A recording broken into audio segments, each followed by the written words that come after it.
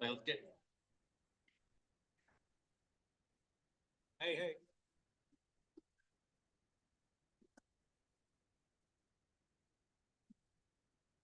We got room? We're good? We're good? All right. Greetings, everyone. Welcome to the Chelsea Land Use Committee meeting. I'm going to read through the specifics to start. My name is Greg Morris, the chair of this committee. MCB4 has a hybrid policy, can be found on our website. Board members are expected to attend meetings in person unless they have a disability or an extraordinary circumstance. Excused members and members of the public will still be able to participate virtually. Members who are joining via Zoom must leave their cameras on. I see Mike online. I'm not sure who else is. And this meeting is being streamed live on our YouTube channel, and a transcript is being recorded. A couple things to add to that. I am grateful and honored and appreciative of the opportunity to serve as chair at this particular moment. We have a lot of important content to dig into and to think about. It is highly likely in the not too distant future there'll be co-chairs again. We'll defer to our board chair, Jessica, on the timing of that. So I'm kind of a placeholder as chair for the moment. There'll likely be co-chairs again. Once again, I want to thank Carrie for your work as co-chair. It was a pleasure to work with you. Thank you for every minute of that. It's great to see you here in person now. And the last note is this. The desire to treat each other with respect and decorum is essential. If there are disruptions that affect participation or interrupt meeting business, we will call recess. We want to be cognizant of time, recognizing that the last time this group got together, we were not able to get to all of the testimony because this is a space that closed at a certain hour. The hour of our time has been extended. We have until 9:30 in this space now, 9:30 in this space. So I just want to kind of say that to say, I know it's not the biggest difference, but it is a difference. And that is to acknowledge that we want to make sure there is full participation, that folks feel respected and comfortable in this space. Today's agenda has a specific topic, and this particular topic, by the way, is of interest at the moment for lots and lots of reasons. But today's topic and the purpose and value of our particular convening here today is related to the draft environmental impact statement for the Fulton Elliot Chelsea redevelopment project. There is a deck that is available online. For those of you that have interest or a desire, there are a series of upcoming hearings on this particular draft environmental impact statement. There was scheduled to be a virtual hearing last week via Zoom. That was rescheduled. That did not take place. That is being rescheduled for May 8th at 4 p.m. And as you know, in person, some of you may know, in person this week on Tuesday, April 23rd, 6 p.m., that's one hearing. There's another one on Wednesday, April 24th at 6:30 p.m. Time is of the essence here because the public comment period for this draft environmental impact statement has an end date. Originally, it was Monday, May 12th. It has been pushed back now to Monday, May 19th. So in other words, for public comment on the specific piece of the draft environmental impact statement, public comment needs to be submitted. And as noted, that time period has been extended from May 12th until May 19th.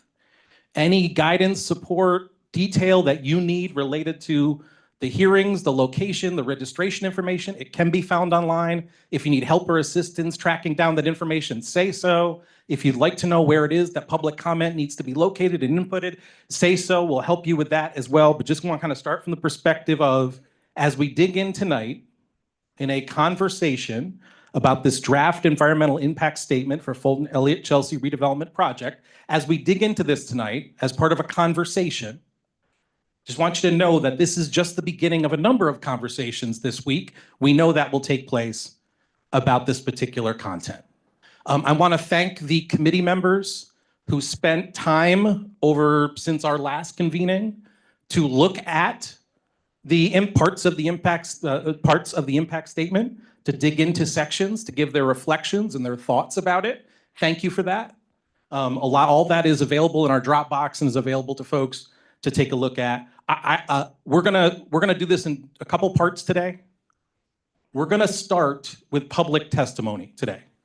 And that's a desire, again, to ensure that we're hearing from everybody.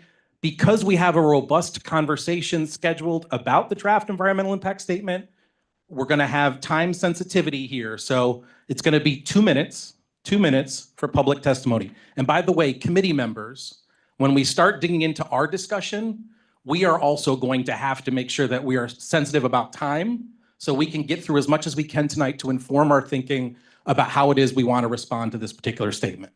So we'll all do our best tonight to listen, to be respectful, to keep track of time. I'll play the role of timekeeper as best I can in this process. And as we do this, just one final reminder. I don't think there are any absolutes here. There's a lot of feelings, thoughts, reactions.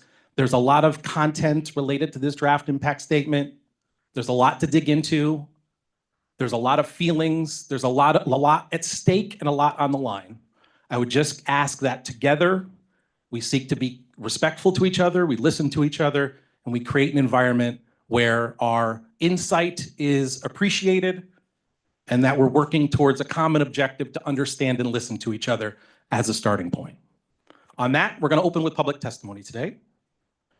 We have a list. If you signed, sign in the back and I'll grab that one. There you go. But I'm going to work off the list that I have to start. It's Alexa, you're up first.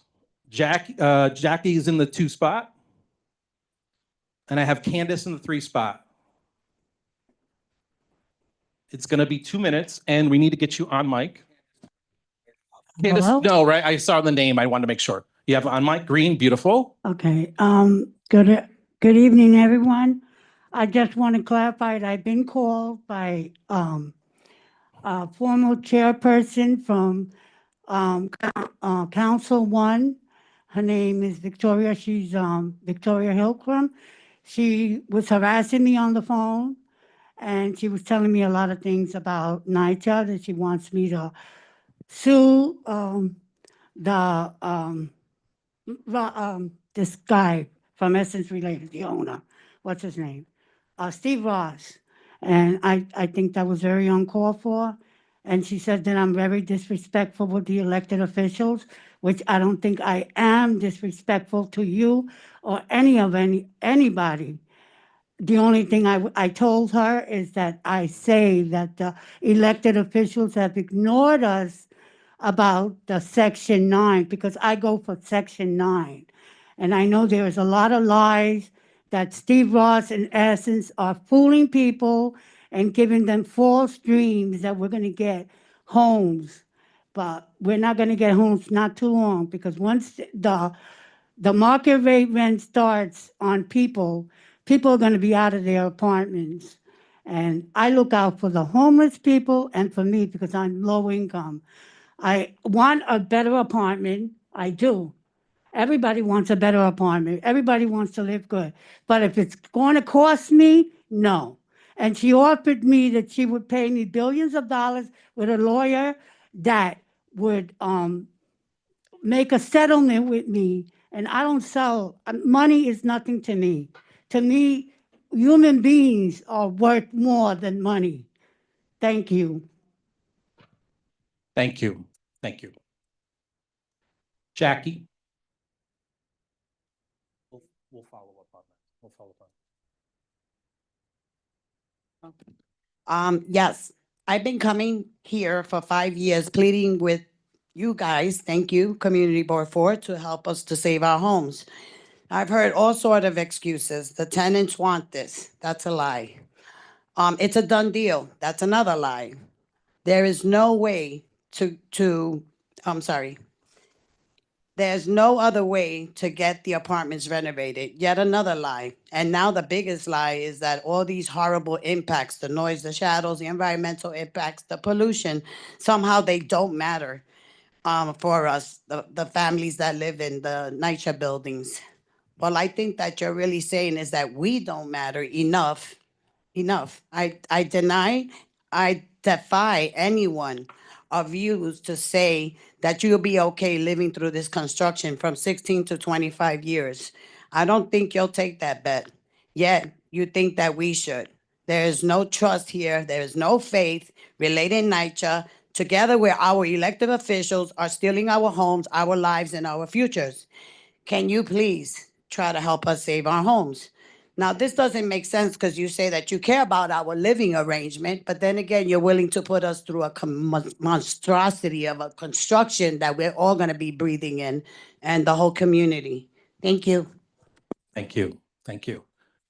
Candace was, no, okay, I'm gonna make sure. Yep, Lenny and then Gerald. Lenny? I'm gonna set the clock at 2 minutes when you start, okay? How you doing? I'm Lenny Rosado. I'm actually reside in Fulton. I've been living there since I was 4 years old, 1967. Grew up there, did a lot of things with the youth and stuff. Right now, I'm actually the vice president Up here. of the Fulton Tenant Association. I also do community work there.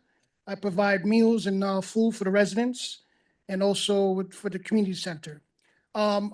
Listen, I know everyone's trying to do their best in their jobs. I know you guys are, relators trying to do what they got to do. But I speak on behalf of the residents that I know, that I've spoken to. We need to all come to a conclusion here. All of us, CB4, related, Essence, because, things are happening in Fulton that you guys need to know. Every week we're getting homeless people into the buildings. I'm talking about the high rises, all right? I got pictures of them because they call me. I go to the floors. I try not to get physically involved with them, but I tell them they got to go. I take pictures. I've had residents call me. I got no problem leaving my apartment, going to find out where these people are at in state cases. 419, we got 3 people sleeping in the hallways. This is like practically every other night. I got pictures. And we're getting the school kids every other day, taking over the projects. What I'm scared of, when are we going to find out that a resident, a senior, has been beaten up, mugged, raped? That's my concern. Because as a vice president here, I have a lot of love for the seniors. I do a lot of things for them. And I'm very concerned. We need to find a solution to all this. We need to make a decision quick where we're going forward. We need security. I'm not talking about the security we have now. We need to find a way where our residents are going to be safe, where they're not going to be harassed, and they're not going to be put in harm's way. And I leave that to you guys. I leave that to Related Essence. And, I like to be part of any conversation. Thank you. Thank you.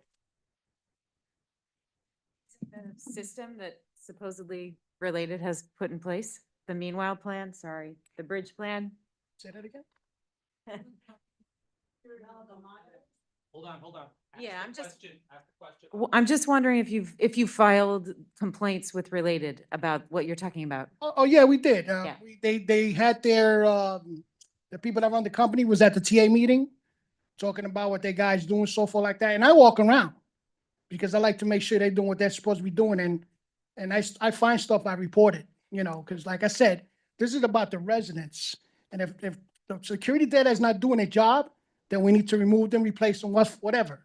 But we still got an issue. We don't have a way to stop the homeless coming in. This is happening every week. I know you guys don't get homeless people into your buildings because you live in those secured buildings. But Thank you.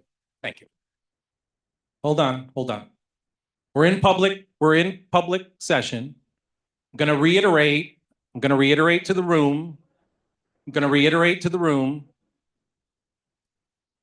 I'm going to reiterate to the room. I'm going to reiterate to the room. I'm going to reiterate to the room. This is not the space where we are going to do the thing that has sometimes happened. We're going to do the best we can to listen and hear each other so we can get through and have the conversation that we want. Thank you to everybody for your input. Gerald, I have Gerald up next. 2 minutes for Gerald. Gerald, once you start, I'll hit the timer. Thank you. Excuse me, excuse me, excuse me. That's it, that's it. We don't need that, we don't need this. It's public testimony, 2 minutes. Gerald, when you're ready, floor is Thank you. yours. Hi, my name is Gerald Pinozzo. I've been a resident of Chelsea since 1977. Over the last several months, I've learned that 900 plus tenants have responded in support of no demolition versus the initial number of 300 plus tenants who were supporting demolition. I've attended many informative sessions that have taken a deep dive into the issues with folks much smarter than me, and who are able to go through all this stuff and then kind of break it down. They brought up multiple negative issues regarding to the demolition plan. The community that I've been involved with is not behind this plan and wants more transparency. Therefore, I'm here to support my neighbors, both NYCHA tenants and beyond, the neighborhoods around, and advocate for no demolition for multiple reasons. Thank you. Thank you. I have Lydia and then Jacqueline Collado. Before you start my timer, can I just make a point that there have been no signage in the neighborhood about the DEIS whatsoever Okay. in the community? Just, I think everybody should know that. Message received. None, yeah. The hearings, right? No, The hearings. absolutely not. No, because I've been papering them with other things. Okay, thank you. Okay. Lydia Andre, Chelsea Neighbors Coalition. Mike, Oh. Mike, please. I'm Lydia Andre, Chelsea Neighbors Coalition and a resident of Chelsea. You know, Councilman Botcher stood before the full board meeting the other week and he said he wanted 4 things for the NYCHA projects. He wanted the buildings to be integrated because, as we all know, the segregation of tenants into towers is a completely discredited way to do any kind of public housing. He wanted the buildings to step up from 9th Avenue going towards the river. I do not see that in any of the plans. He wanted to make sure that they were 50% affordable. I don't see that either. And he said he wanted to make sure the money doesn't leave the community. Yet to this date, I see no letters in the file, no letters to NYCHA, no letters to the other members of our elected officials, Congressman Nadler, that says anything about that. And even though I've heard all of you echo similar ideas, I see nothing on paper that talks about any of those things. Why are we allowing related company and NYCHA, who once again is in the news for total malfeasance and corruption, and related a private developer who doesn't keep his promises to the community and is in the process of reneging on a promise right now at the Western Rail Yards? Why are they deciding the future of our community? That's what I want to know. Community Board 4, please. 949 tenants signed a no demolition pledge. The Reese houses just voted overwhelmingly, a real majority, to stay in Section 9. So don't tell me that's not even a possibility. Maybe it is. To date, I see that the Chelsea residents have never had a real vote, the Chelsea NYCHA residents have never had a real vote, never had a full voice. And if this monstrosity goes through his plans, they'll never have had a chance.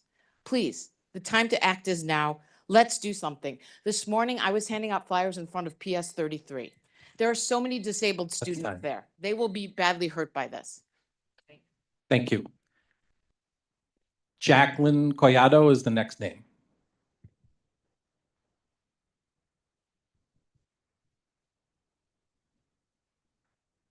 And when you're ready, you'll have 2 minutes. I'll hit the timer. On mic, please. Thank you. My name is Jacqueline Collado. I've been a resident since I was 4 years old. I did move out at one time, came back, and I would say that the last couple of years, it's been an argument. No one can come to an agreement, a conclusion, history, or even information to for the residents and for the ones that, for the tenants that are for this and for the tenants that are against this. I think that somewhere they think because of the power of Essence having money, that the tenants don't have any rights. But then again, we have tenants that are making money. They have jobs. We all have an income that right now, the minimum, and I speak to a lot of residents, if their minimum rent is $1,000, that's cheap. But cheap for me, or maybe cheap for you. But most residents, the income, as much as you're making as a senior or you're a working family, the amount of money that's increased every year for rent in housing is not adding up to what life should be. I grew up in this community where mom and pop shops looked out for one another. There's a lacking of mom and pop shops. We have, I say, Google, thank you for this building, thank you for this view. But what is this going to be the history in the future? High buildings, yes, everyone wants to live wonderful, but at what price? And don't get me wrong, my mother's a senior. I work, I live. We all have incomes, whether it's small or big. But there's not a solution yet. And this is now going into 5 years. We want, yes, our neighborhood to be better. But sometimes I think mom and pop shops were even the best. It's time. Thank you very much. Jessica, do we have other names signed? There is, right? Yeah.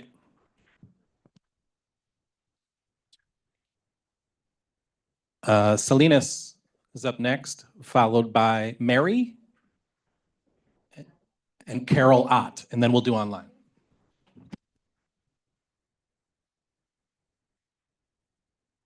Celines Miranda, resident of the Elliot houses.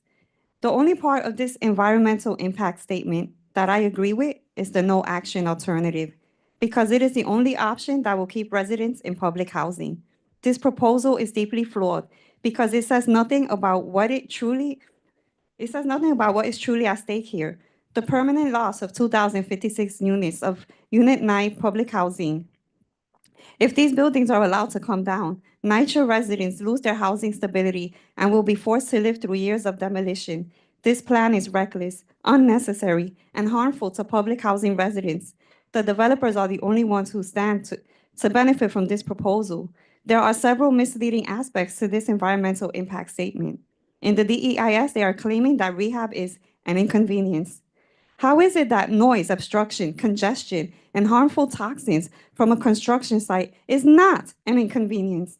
Residents will have their entire lives upended if this demolition proposal goes through. Not only is demolition harmful to our community, it is also economically risky. The demolition will cost nearly $2 billion, according to Related's latest estimate, almost double the cost of renovating the buildings.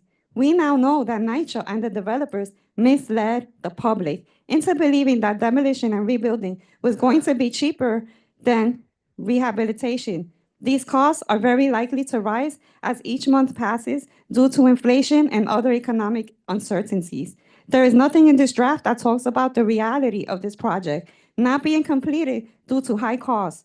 What will the resident be left with if Related in essence can't complete this project? Why isn't this vital conversation being analyzed in the DEIS? This is financially reckless and will have a grave impact on our community. We, the residents, are being sacrificed. We've been doing outreach at Chelsea Addition Senior Building. That's time. Okay. Thank you. Thank you. Thank you. Thank you. Mary is up next. 2 minutes, Mary. When you start, I'll hit the timer. Hi, my name is Mary Hicks. I live in the Fulton houses. I've lived in 5 different projects. I've been in housing 38 years. First thing that I do want to say is that I fought with Jackie to stay public. We didn't win, okay? They went for Section 8. We're going to cut it there. Now, the lady sitting over there, what is your name again? Okay, Lydia claims Let's that- keep it, no, Okay, we're not okay, I gonna, can't do we're that. not gonna Okay, okay. point Okay, fingers, we're right, not I'm gonna say sorry. No, names. okay, we're not gonna say names. Just Sorry. speak So, no, your okay. Elliot Chelsea was the ones who told Fulton, look, they want to build one building up here and leave us the rest. So we said, okay. They wanted in Fulton, the small buildings, which I live in, they said if we had to remodel my apartment, I was going to be out of my apartment for 6 months or more. And we wasn't having that. So we said, no, let's go and tear the buildings down. Okay. So I didn't see your jump up when we sold off our on 18th Street. We sold off our parking lot and built the building there. We didn't have all of this. Okay. So there may be some discretions about air and stuff that's going to go on, but we deserve better homes. Okay. Now, the people that are going to have to leave out of 19th Street, they're being put in on the grounds, and he redesigned the whole apartment. We are still going to have, when the new buildings go up, we're still going to have 30% rent off your income, because that has to go to housing. They adjust your rent with your annual, and then they send it over to Essence Related, and he makes the lease. So the only thing that we're actually going to lose is the fireproof walls that we have. And that's what we're arguing for, because we're fireproof in the projects. So other than that, we're not losing, we're gaining. We're living with rats, roaches, homeless people. That's time. Thank you very much. Carol, I have Carol, and then we're gonna go online. When you're ready, Carol, on mic, I'll hit the timer for 2 minutes. My name's Carol Thank you. Ott. I'm a Chelsea resident since 1978. I'm a member of the Chelsea. The mic. Just closer to your mouth. Oh, That's it. okay. Thank you. Sorry. When the environmental impact statement came out, I think I was very naive. I saw that it was very large. I looked it over. I've spent a lot of time trying to understand it. I've put it into AI to help me understand it. I think that it is not a neutral document. It doesn't actually measure the impact of all the different options. I think it's biased towards redevelopment and reconstruction. And the fact that the development partners who stand to benefit financially from this larger development were in the assessment process makes me think that the options for renovation were not fairly or legitimately considered. I also think that our elected officials, who all seem to support demolition, perhaps have a citywide goal in mind, but as a neighborhood goal, and they do represent our neighborhood, they're going to turn, if this goes forward, which is what we're discussing, we're not even discussing the no demolition option. If it goes forward, the neighborhood will be in distress for 15 or 20 or 30 years. And I suggest to the local officials, you are not representing us. You are representing somebody else in the city, but you are not representing our community. Thank you. Online. Tom Lunke. Tom Lunke. 2 minutes. Tom, can you hear us? Hello, can you hear me? We can hear you. Once you begin, I'm going to set the timer. Okay, I don't see myself on camera, so I don't know. Oh, here we go. Sorry about that. There you go, Tom. We see Sorry. you now. Okay.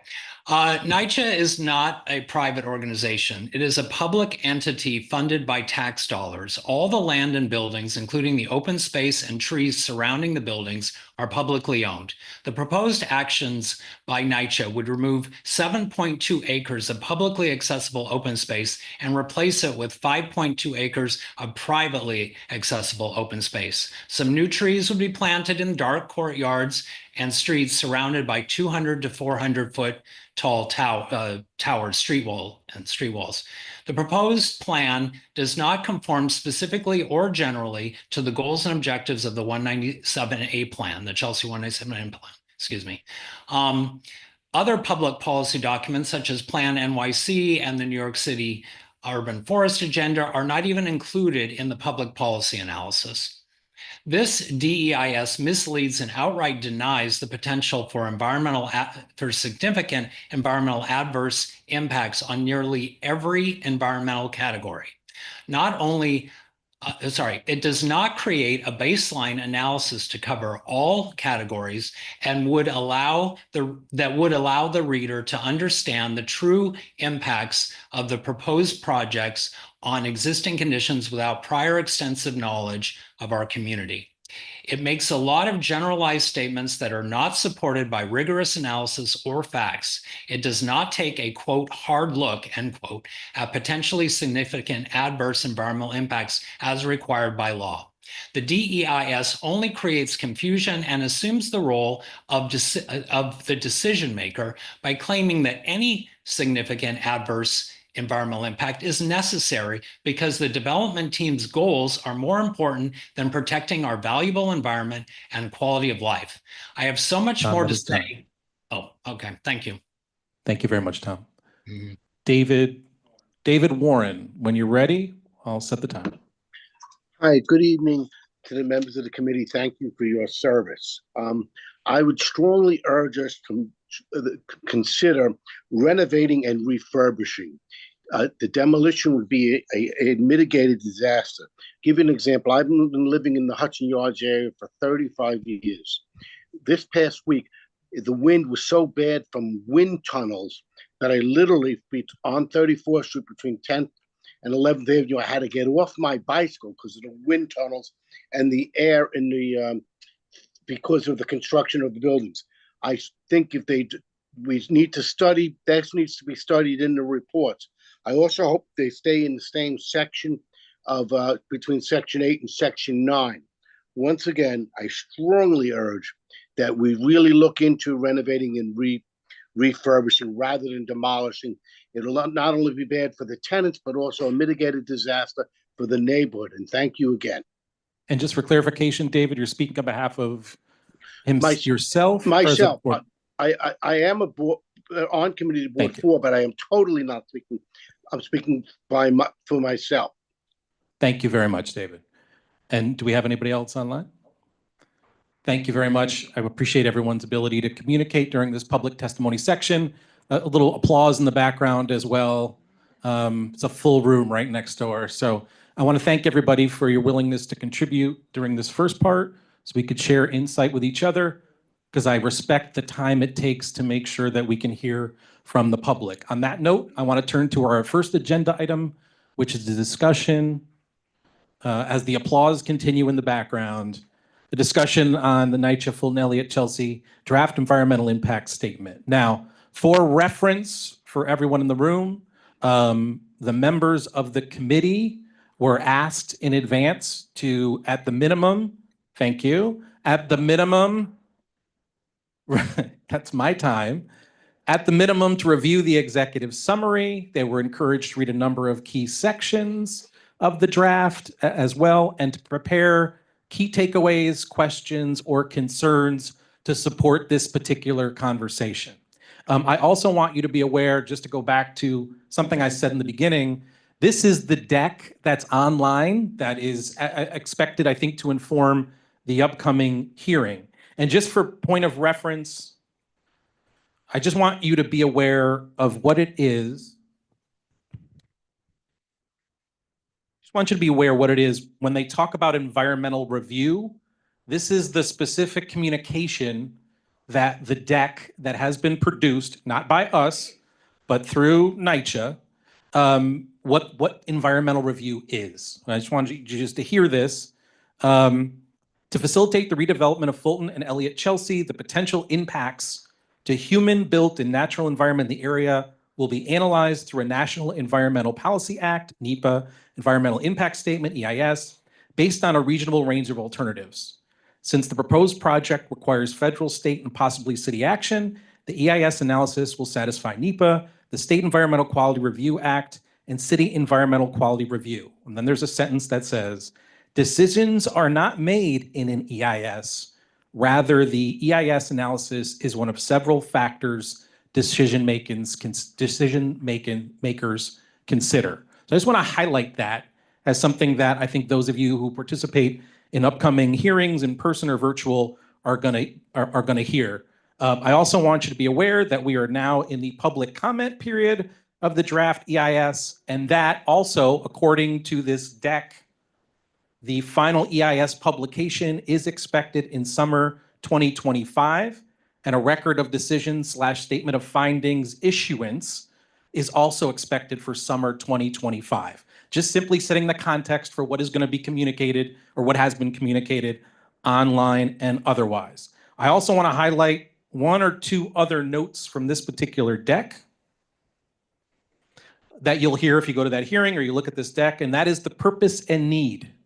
And I want to highlight this because this is, I want you to, again, setting the context for what it is that this environmental review is built around. The purpose and need of this project, it says, to improve the quality of life and housing stability for existing public housing residents of the Fulton and Elliot Chelsea houses by constructing new Section 8 PBV dwelling units in new buildings while preserving permanent affordability and residents rent under pact. Facilitate the construction of additional critically needed permanent affordable housing units, as well as market housing that would financially support the pact and affordable components of the proposed project. And last, facilitate the development of commercial space and additional community facility space for the residents and surrounding community. Again, I recognize these are just a lot of words. These are not words that we wrote. This is specifically what the Housing Authority is communicating the purpose of this particular strategy is and what is being proposed. The last thing I'll note for you, which you will hear all about during the course of the hearing, in person or virtual,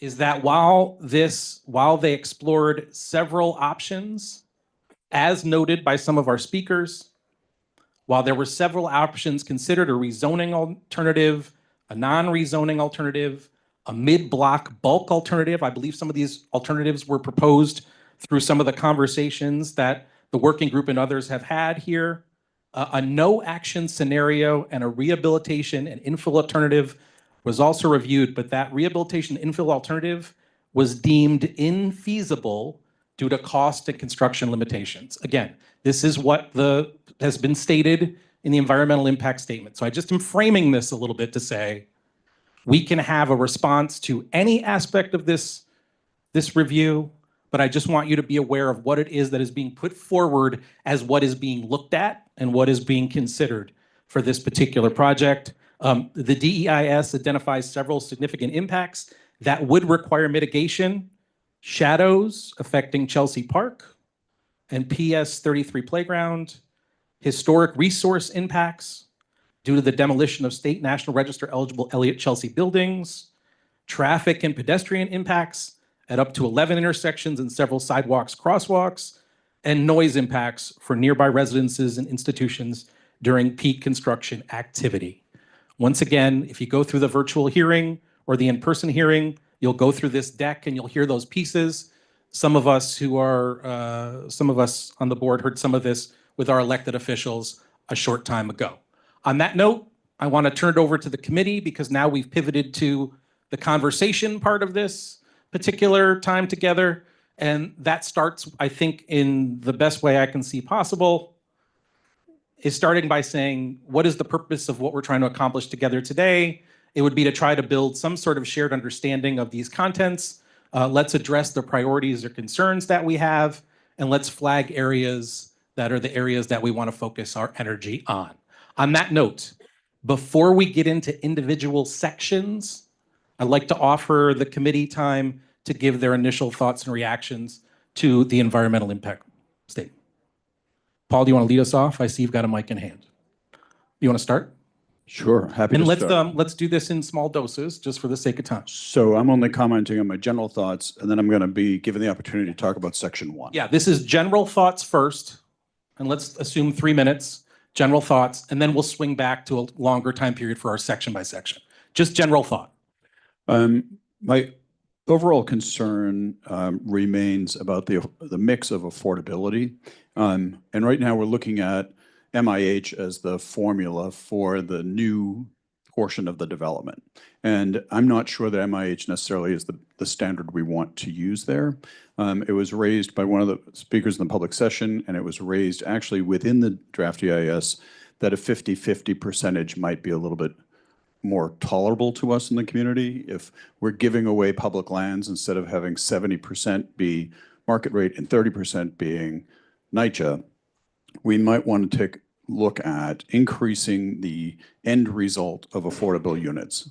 And that maybe we look at a higher percentage to 50% rather than the 30% within MIH. And even within MIH, you could have 25%, if they just say it's MIH. One of the options is 25% at under 60%, 6% AMI or less. And 30% would be at 80% AMI or less. So I'm not convinced that the MIH formula is the best formula we want to have on the ultimate end of this. I also wonder if they constantly talk about the number of NYCHA units remains the same. It's 2056, 2000. If the development team are gaining public lands for private profit, should we ask for an increase in the number of NYCHA units specifically, as well as the affordability units in the mixed income mix? So those are my general sense about this, but then I have specifics on other issues. Thank you. General comments, 3-minute openers, and then we'll dig into individual sections. Carrie, do you want to jump into some general comments? Sure. I mean, I have some, big concerns about the study options that, aren't really all study options. I think it's really concerning that when we got this, it was kind of billed to us as, look what we put in here for you. And then when you start to dig in, you realize there's actually nothing there, except to say that it's not feasible. I think that's nonsense. I'm concerned about segmentation. I'm concerned about many of the things that I read in my sections. Only studied necessarily like phase 1, and then said, well, we'll do phase 2 when we get to it. And that to me is very troubling because we know this is going to be a potentially very long project. What happens if they find something that, affects the environment or hazardous materials or something in phase 2? Then do we stop and we're halfway there, a quarter of the way there, or people can't move in or out? What happens? So that was also a big concern, a general concern for me. I agree with Paul about affordability. I'm concerned about City of Yes. And what that does, like, what does that mean? I'm concerned that there are words in here like mayoral override. I'm concerned that it feels like they might just go ahead and do what they want to do. There's a lot of, well, if this doesn't work out for us, there's always City of Yes. And if that doesn't work out for us, we can always go to the mayor and he'll just say yes. So all of that kind of cumulatively makes me not love this. Thank you, Carrie. We're just going to go around right now, opening thoughts, and then we'll open it up and we go section by section. Folks can weigh in. Okay. Pamela, floor is So yours. Carrie doesn't love this. I don't love this either. I find this DEIS deeply flawed. I studied it to the best of my ability, which isn't that great. And my conclusion is that it really is a worthless document. I am from the very old school. I am offended that it gives so short shrift to the original number 1 concept, which is don't do anything, the do nothing version. I forget what it's called. The no action doesn't really mean no action. It doesn't mean that restoration of the individual units and the buildings wouldn't happen. It simply means that the NYCHA sites campuses remain public, that the section 9, I think it means that section 9 stays in place, which I consider critical. And it's basically totally disregarded in this DEIS. Article 5. I'm sorry, never mind, alternative. Hmm? Did you want to talk about rehab and infill? I think I've said basically, you got the drift of what it is that I have said, and I have written it in a document, and so have the rest of us made presentations that are available. I'm not going to take up too much time on that at this moment, and I will pass this along, but I think it's pretty clear where I stand on this. Thank you. First of all, I kind of agree with Paul and Kerry and Pamela. Significant problem is that there has been no community engagement. The plan is put together without sort of explaining how it's been put together. Can you hear me okay now? Okay. All right. Good. All right. I'm going to repeat what I just said.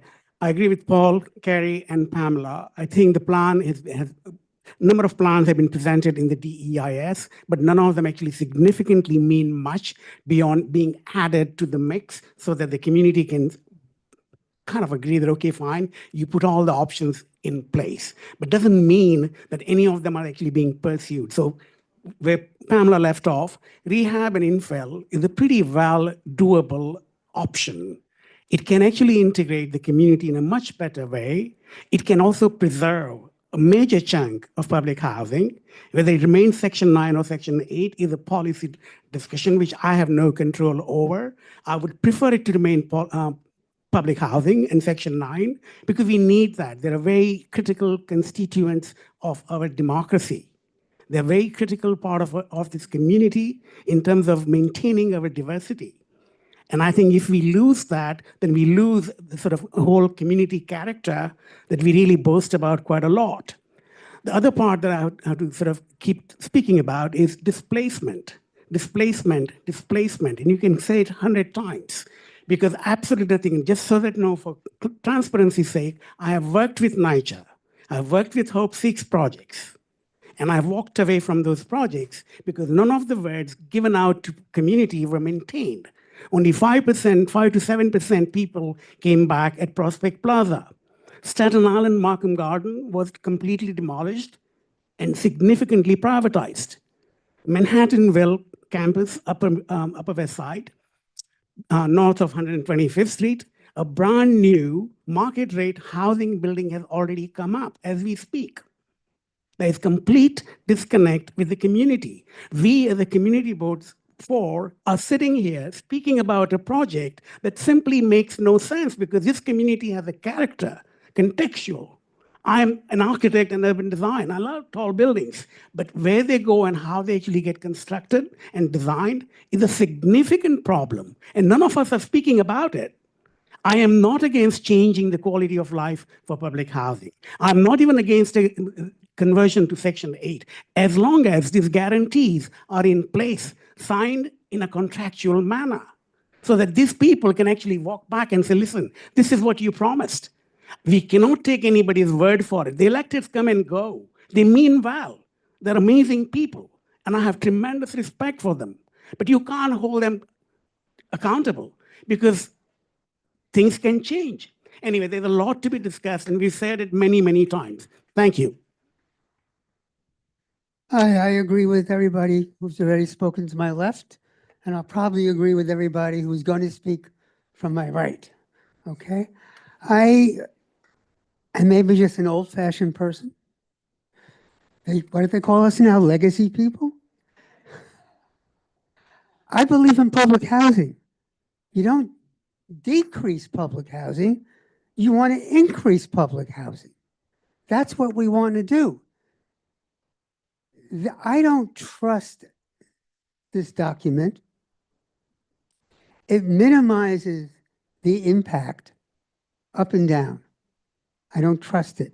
I actually don't trust the people who manage NYCHA. Now, 40 years ago, 50 years ago, the people who ran NYCHA believed in public housing. The people who run NYCHA now have no idea about public housing, don't feel it in their heart, don't understand it in their brain. They're just managers. They're here for 2 years, then they'll go someplace else. They don't believe in public housing. They don't really care about public housing. It's also one of the reasons I don't trust them. Okay? Yeah, I'll shut up. Thank you, Bert. When you're ready. Oh, pause. Sorry, we're going to pause here. We're going to put us on pause at this moment. Yeah, meeting is on pause. We'll recess until we reconvene, until this disruption is taken care of.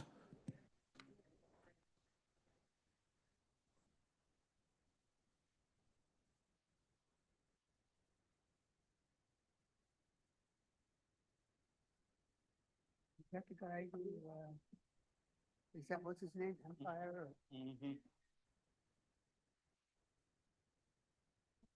Appreciate that we care.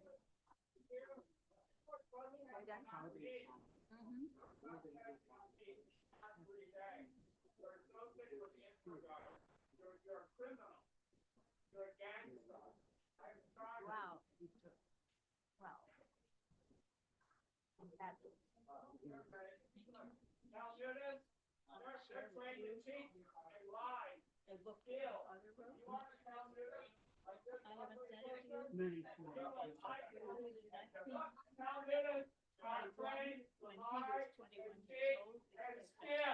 That's why everything is a lie.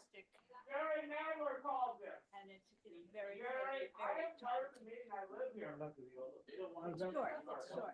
I'll have it in PDF. Okay, tell Meredith, a liar and cheater. They're trying to steal from you. They think you are a boy, like this woman and everybody else that lives in NYCHA. It is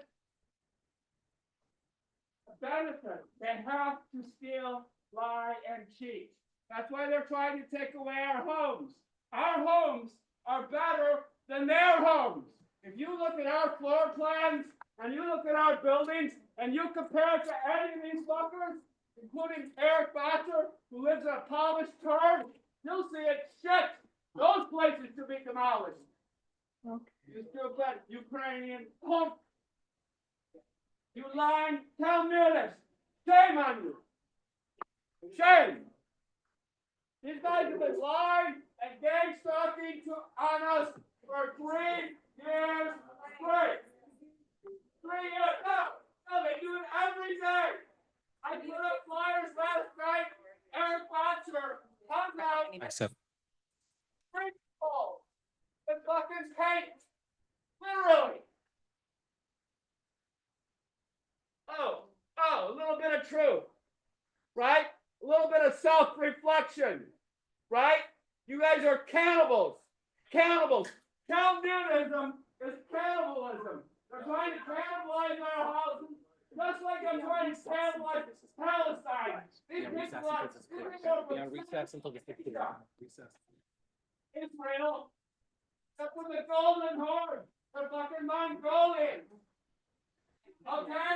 They took over Ukraine. They're controlling a home government. Now they're trying to take. Sorry, to those of you online, we are on recess until a disturbance is cleared. Once again, those of you online,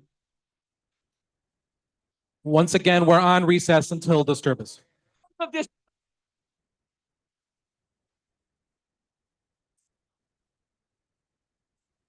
Once again, we're on recess until the disturbance is cleared.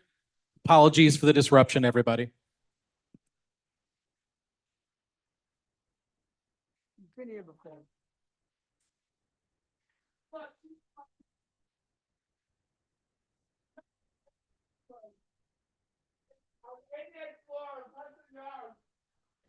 And Jerry Nadler said it was his idea to demolish our home. On video, I got you saying that thing. Testimony. And you guys are still playing this.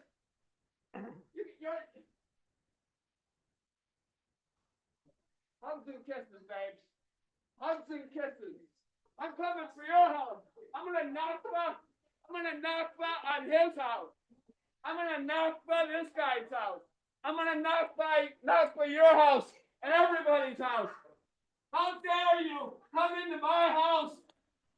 One of the best buildings in New York City. We have kitchen pantries.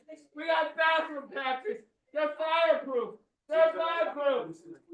They're not. Get out of my face. Oh. Okay. Oh.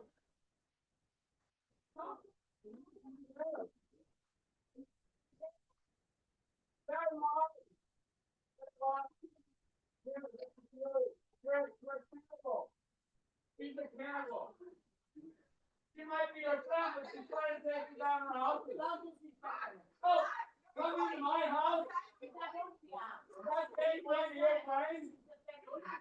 Oh, see the snake in the grass.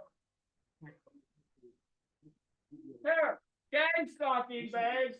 Here's the list. 3 years of gang stalking. Okay? Here's the list of gang stalkers. Does anybody fucking care? You don't even care. So we gang stalked you for 3 years straight, and you came to a meeting and complained. I should be like you. Oh, I don't care.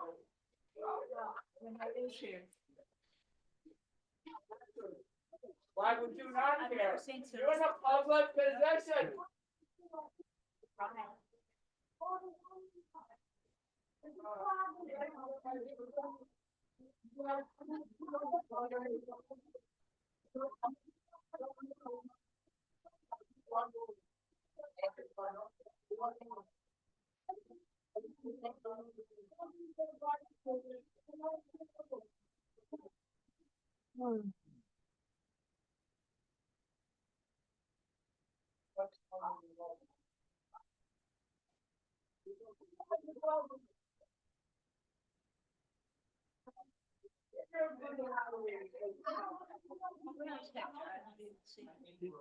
Anyway, you guys are on notice. I'm gonna knock off everybody's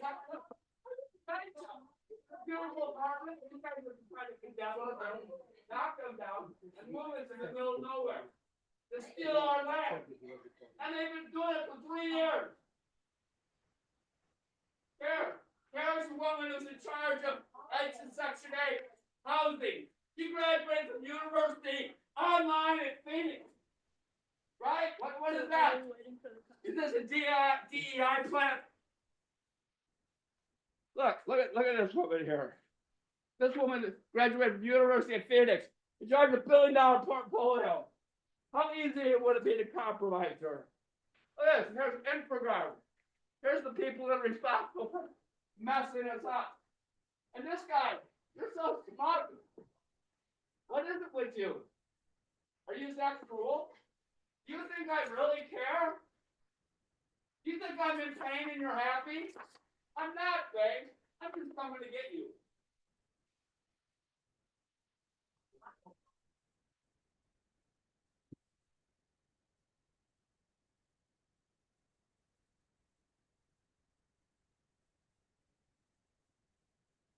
I don't think we're cleared at this point. I think we're still in recess until we get cleared. Okay? Yeah.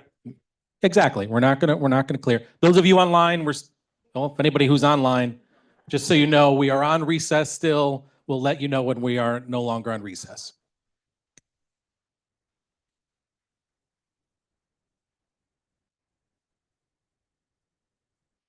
Security rallied. Thank you very much. Appreciate you.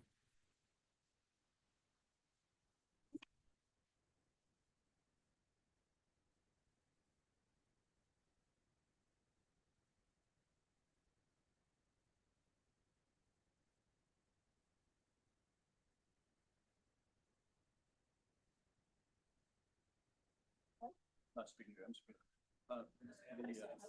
No, you can, but you can't listen, so it doesn't matter.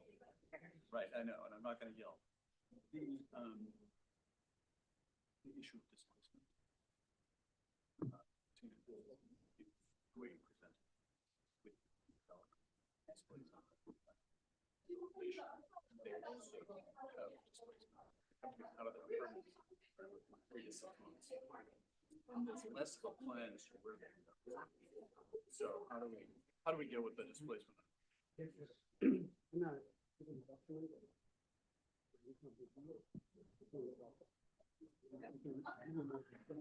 read your comments, but that's why I'm asking.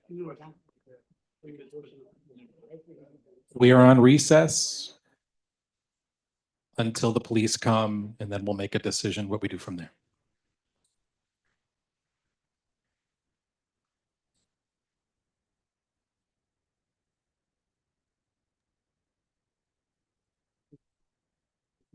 You know, Greg, my email to you is starting to take a reality here.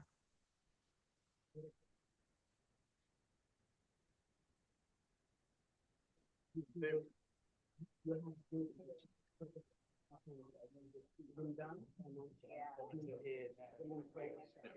they still get displaced. Back. And what if somebody's downsized? You know what I mean? Like that. All right, we're gonna.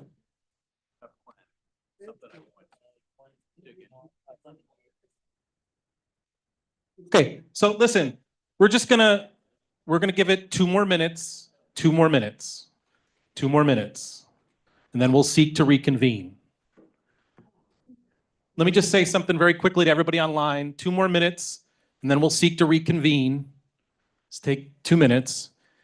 The purpose of this particular conversation tonight was about what it is that is being communicated, what is being stated, and it is part of a number of hearings this week, virtual forums this week about this.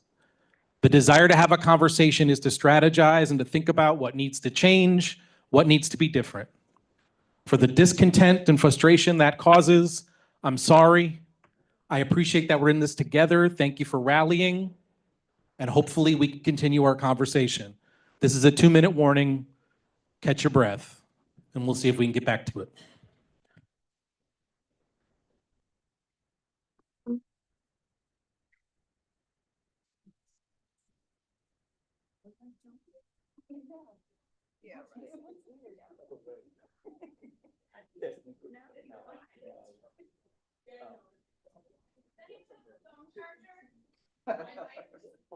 Maybe.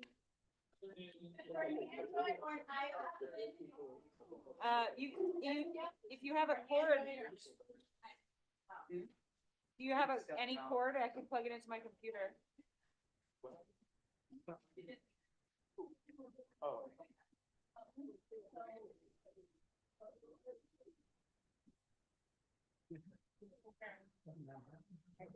What do you do? Yeah.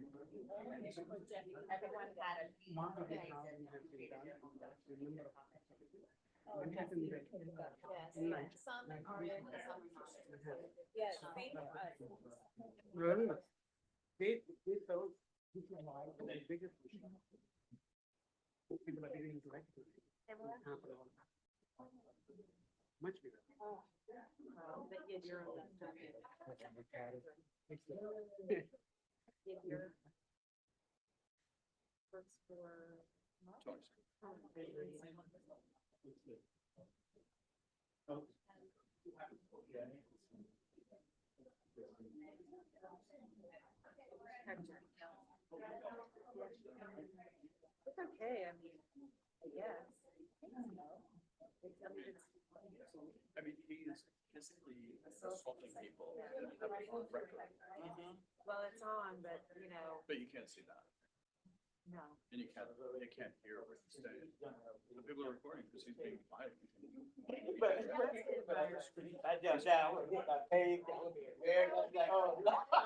Okay, 30 seconds, and then we'll seek to reconvene.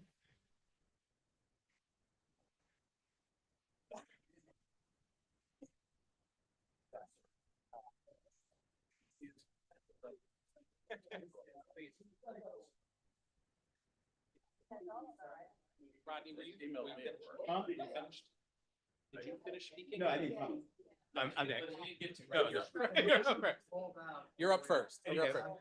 After we do the opening, I just want to do committee first, and then I'll pass the non-committee board, okay? But this is just an opening before we get to section by section, okay?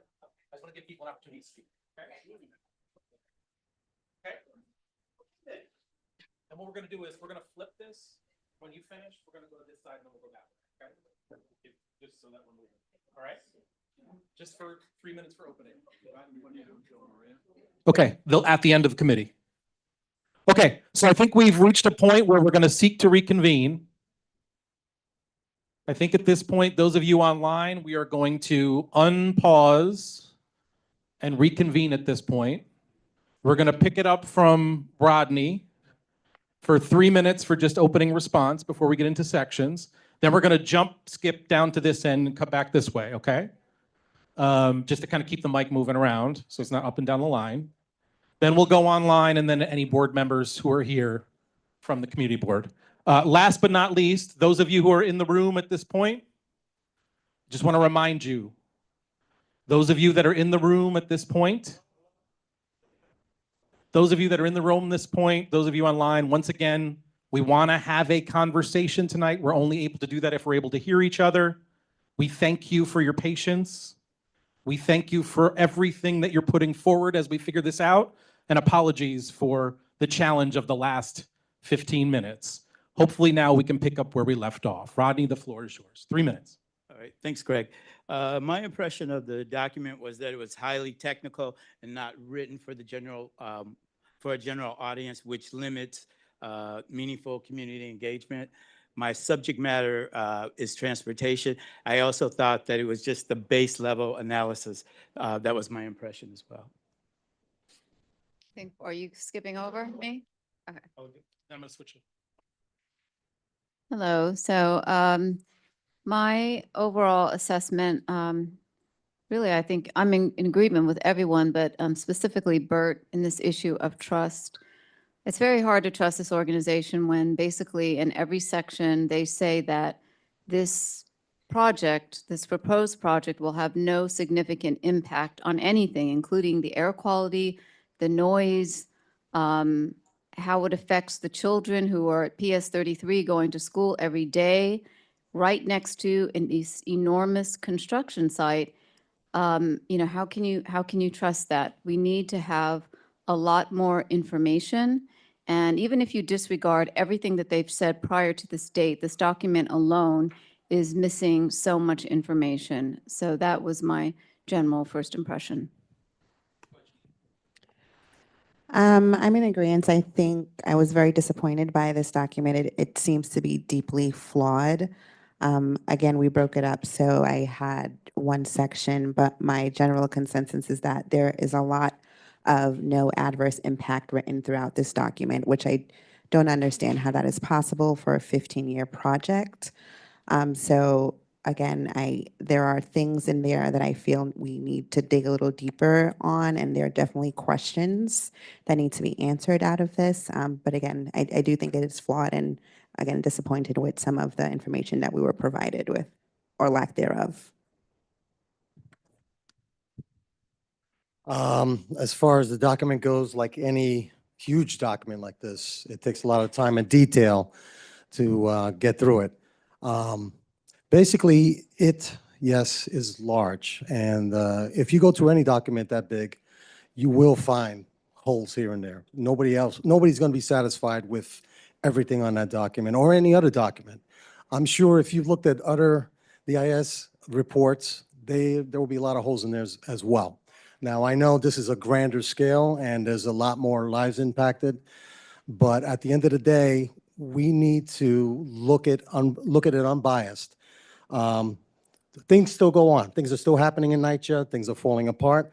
Last night, there was a shooting on 19th Street. A couple of shots were fired at 1 in the morning.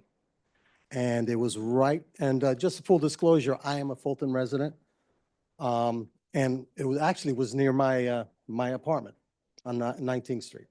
So these happen, while we're, debating on how to proceed forward, we need to find a way to find a middle ground to try to make this work, okay? I understand the community at large has concerns, and they may be valid, but I question why, because all these years, we've been living under these circumstances. These families have been living under the same issues we're having recently, and it's been in the news. It's nothing new, nothing private, and yet now everybody wants to get together and speak up and say something. If you have a valid plan to get this fixed by next year, please speak up. Come up with the money, because right now I don't see it. No one else has been coming up with any solid ideas as how to do this and proceed to save our families, which are suffering right now. I got my own next. I don't find anything in the DEIS that tells me why Fulton, Elliot, Chelsea can't be renovated underpacked the same way as Edenwald or Williamsburg. There's no new substantiation. They talk about things like lead paint. They don't distinguish that the only lead paint would be in Elliott houses. They mention two small trash chutes and problems with brick without detailing what that is. And, these buildings are built just like every other NYCHA project. There are a lot of things that we didn't get that we asked for in the draft scope of work. Entire alternatives that we asked to be studied, including one that might include partial demolition. If they'd given us a response to that, maybe we could see their feeling of how much new construction or demolition would be required to balance their books the way they're doing their accounting. It's interesting to me that they dismissed the non-demolition scheme, but not the non-rezoning scheme for being financially infeasible. That tells us that everything in the rezoning scheme and the mid-block scheme is expendable. I mean, we could just go with the non-rezoning scheme. Greg, you talked about the project purpose and need before. That description that you gave kind of gets restated throughout the document. And another item that becomes part of the project purpose and need is to directly address the critical shortage of affordable housing in New York City. That's something that wasn't originally part of the RFP. It reminds me of NYCHA taking all of the revenue out of Chelsea. The saving New York from the housing crisis is going to be on our backs. There's nothing in the document about the loss of trees, about embodied carbon. We asked for 3D views, many of them, especially on streets where the spatial context would be critical with historic buildings. They just gave us very rudimentary things. And I know I'm getting up to my full complement of time, but there's one image that Jesse, if we could bring it up now, I wanted to show because it's important for understanding the alternatives as they're presented. And this has to do with the non-demolition alternative. You would not know what you were looking at based on the document because they didn't even bother to indicate what the building heights were or what the new construction at Fulton houses would be.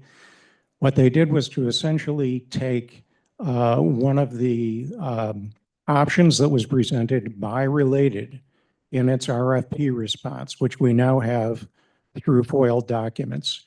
And it would have provided 110 new units in a 24-story tower. And they said, well, that doesn't work. Well, we've known all along that they've been saying that, the RFP that Related responded to didn't work. Related also presented a scheme with 2 towers at Elliot Chelsea. They didn't present that one. They presented the one with 1. And 2 of the other RFP respondents had multiple towers.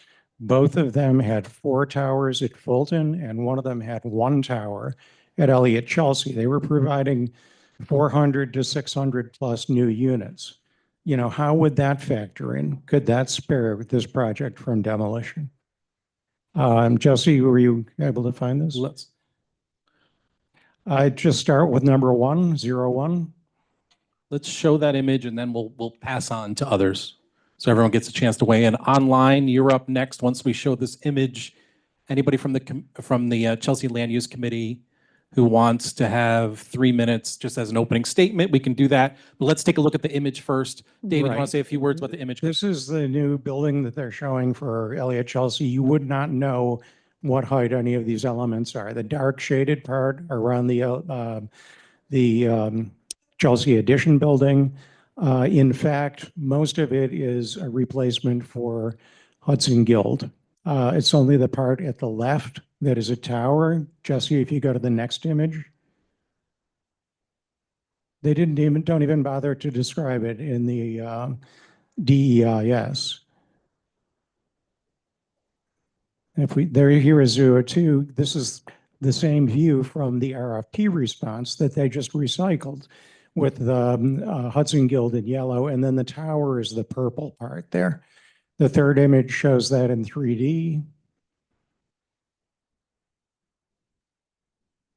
The kind of purple part, and they related also to a scheme where there was another tower rising out of that podium created by Hudson Guild. And the final image shows what they're proposing at Fulton houses in dark gray. Just these two little elements. You need to slide it up a little bit, Jesse. Right. The two gray things, you wouldn't know what they are. They're not even described in the text. I only know from comparing it to related to RFP that those would be one-story commercial things. That is how much effort they put into this request that we set so much stock in to ask for a non-demolition alternative. I'll get back to the historic stuff next time around. Yeah, that's when we get in the section. Inga, are we ready? Go ahead. Yeah. So I'm going to agree with what almost everyone at the rest of the table said, but I am going to reiterate what Josephine said because that to me stuck out the most. Almost every single paragraph says no significant impact. I don't even understand how that can happen. I studied solid waste and energy. The solid waste, for example, will increase threefold. They haven't even looked at what the containerization is, how they'll keep it, how they'll sort it. It's still an idea. They have another idea that's envisioned to recycle energy, thermal energy from the 85th and 10th Avenue. They are thinking about heat pumps, but that's still also no commencement date, no plan, no idea. So they really have nothing. All the questions we asked months ago about these things specifically, because I wrote it up the first time, there's nothing. It's still just, well, maybe we could do this. So it's all envisioned and everything clearly says no significant impact. How can they know? That's Thank you very much. Let's go online. Chelsea Land Use Committee members, if you want to spend 3 minutes, not worried about section by section here, but just overview. Marty, I see your hand up. Marty, you want to start us out? 3 minutes. Thank you. I want to try and keep my comment. I'm going to make a specific comment about a specific section, but I mean it only to say what I think about the DEIS. And we're talking about the DEIS, which is promoting reconstruction. Marty, it's a little difficult to hear you in the room. It's a little hard to hear you in the room. Is that better? Try one more time. Let's see if we can hear you. I'm talking about the DEIS. Is that any better? I'll do my best to. What you say, you say. I'll repeat it to the audience. He's talking about the DEIS. Go ahead, Marty. The DEIS is about reconstruction, and that's what we're talking about. Reconstruction. Go I've ahead. read a lot of the environmental sections, 05, 7 through 16, with the exception of transportation, which is 13. Each of these sections promises to do what is legally required by law. If there is reconstruction, by law should be the minimum, not the maximum. By law should be the minimum, not the maximum, specifically related to the environmental sections, right? I don't know if there have been responses to Carrie's letter yet. I think that's a crucial issue for us. For me, did I say Carrie's letter? Because I want to Yes. say Leslie is preparing a series of comments about the environmental sections that should be available soon. Right. She's working Gotcha. hard on that. My main point is that the DEIS obscures some of what we would normally want. And here is one example. In the air quality section, which is section 0514, on page 10, it says, permanently affordable commitment together partner is also contemplating incorporating solar voltaic systems for generating some on-site power, but the feasibility of its implementation has not been determined at this time. That is both vague and it is placed in an obscure part of the report and making the report impossible to read. Impossible to read. Got it. Thank you, Marty. Mike, do you want to take 3 minutes? General overview, not section, not section specific, if possible. No, well, you guys know my position on this, but as I told you earlier today, you can probably hear it in my voice. I'm not quite up to the task tonight, so just want you to know that I'm here and appreciate everybody's work. I'm just going to sit by, okay? Thank you for your work, Mike. Feel better. Thank you. Let's go now to just brief 3-minute overviews. Board members in the room who want to weigh in on their review. Maria, you want to lead it off? Yes, but my comments are more general and not really Yes, about this- the DEIS. Oh, Go ahead. not really about the DEIS yet. My brain is burning from having read the executive summary and parts of the DEIS. It's a lot. But I did take notes. But really, it's 3 things that I really want to just briefly talk about. One of them is it's good to see you all here who really care about the issue. And I would, whatever your position is, it doesn't matter to me right now. I would just encourage you to keep coming out to these meetings, especially on the 23rd and the 24th this week, okay?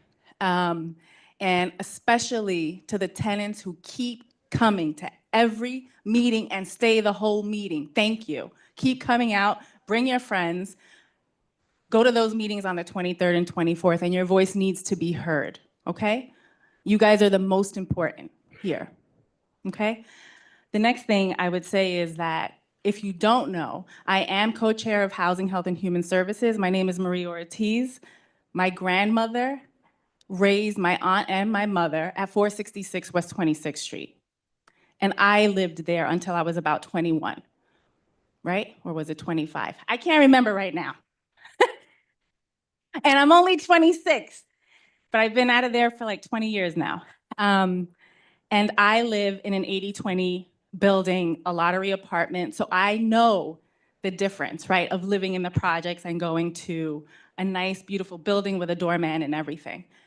So if I were still living there, I get the desire to want to have something better.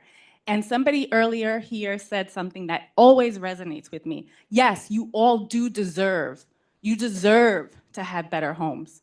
You also deserve to have transparency from your electeds and the PACT partners. That is what you also deserve, okay? And you all need to hold them accountable to that, okay? The other thing is demolition does not need to happen. I think about, like, in our committee, we've talked about short-term and long-term goals.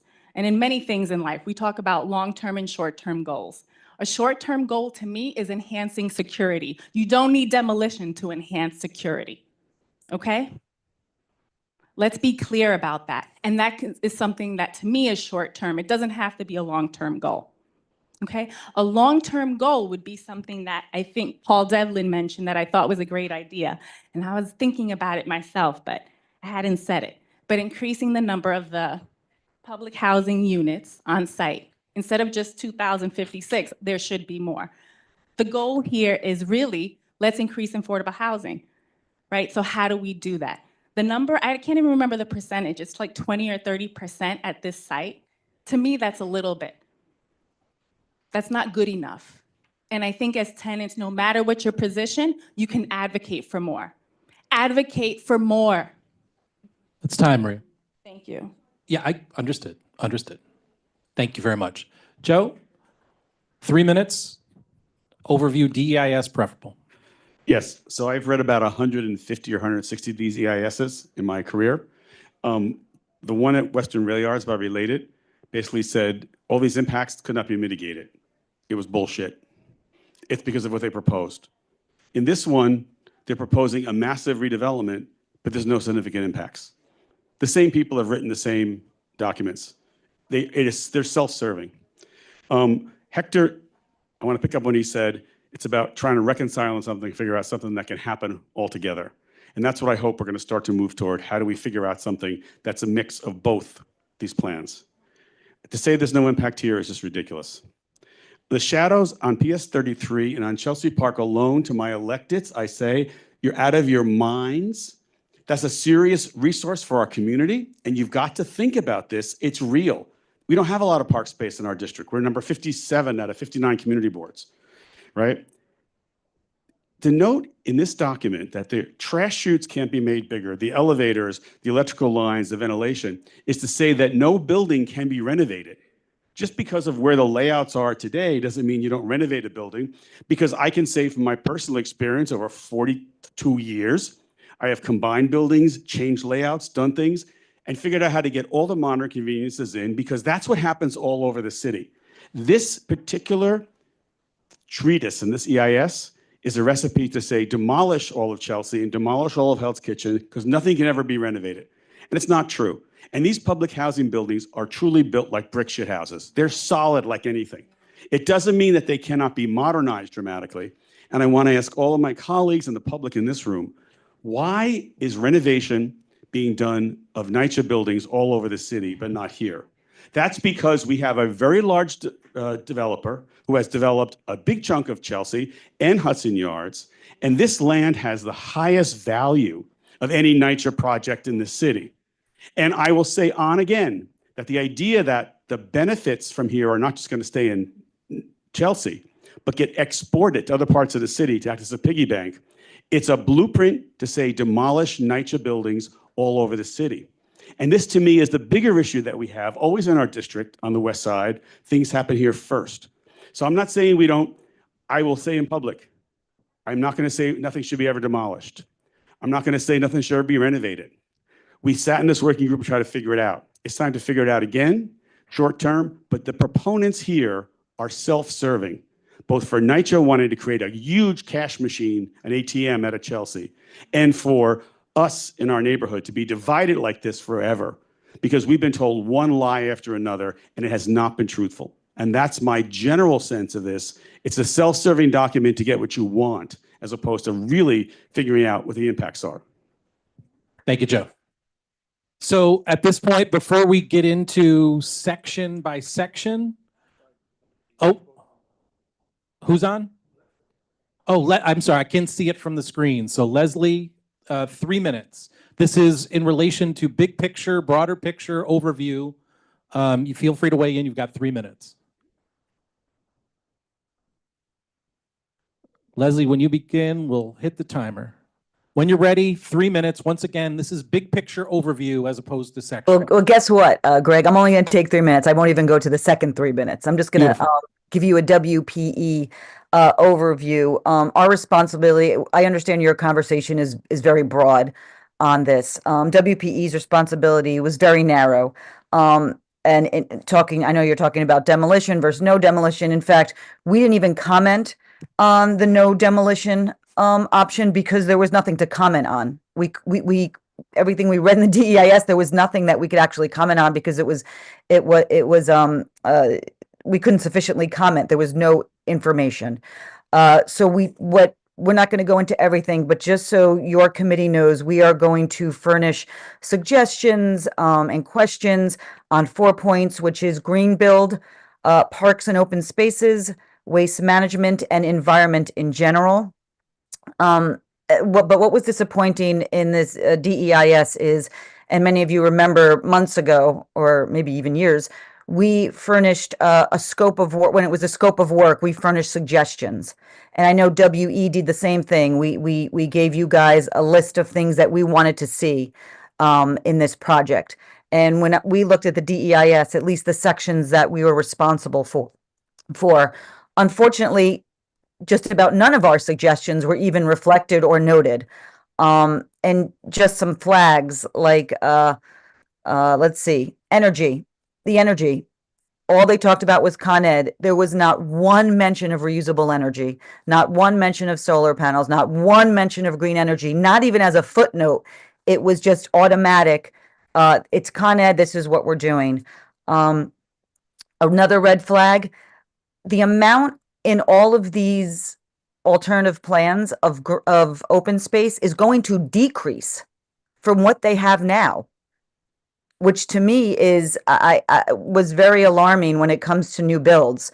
They're actually decreasing the open space.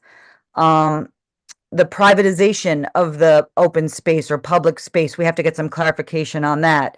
Joe mentioned shadows, which is very troubling with PS 33 specifically. And there's a whole list, and I'm not going to go over everything, but there was one thing I thought funny because Josephine hit it on the head, how, you know, nothing is significantly impacted.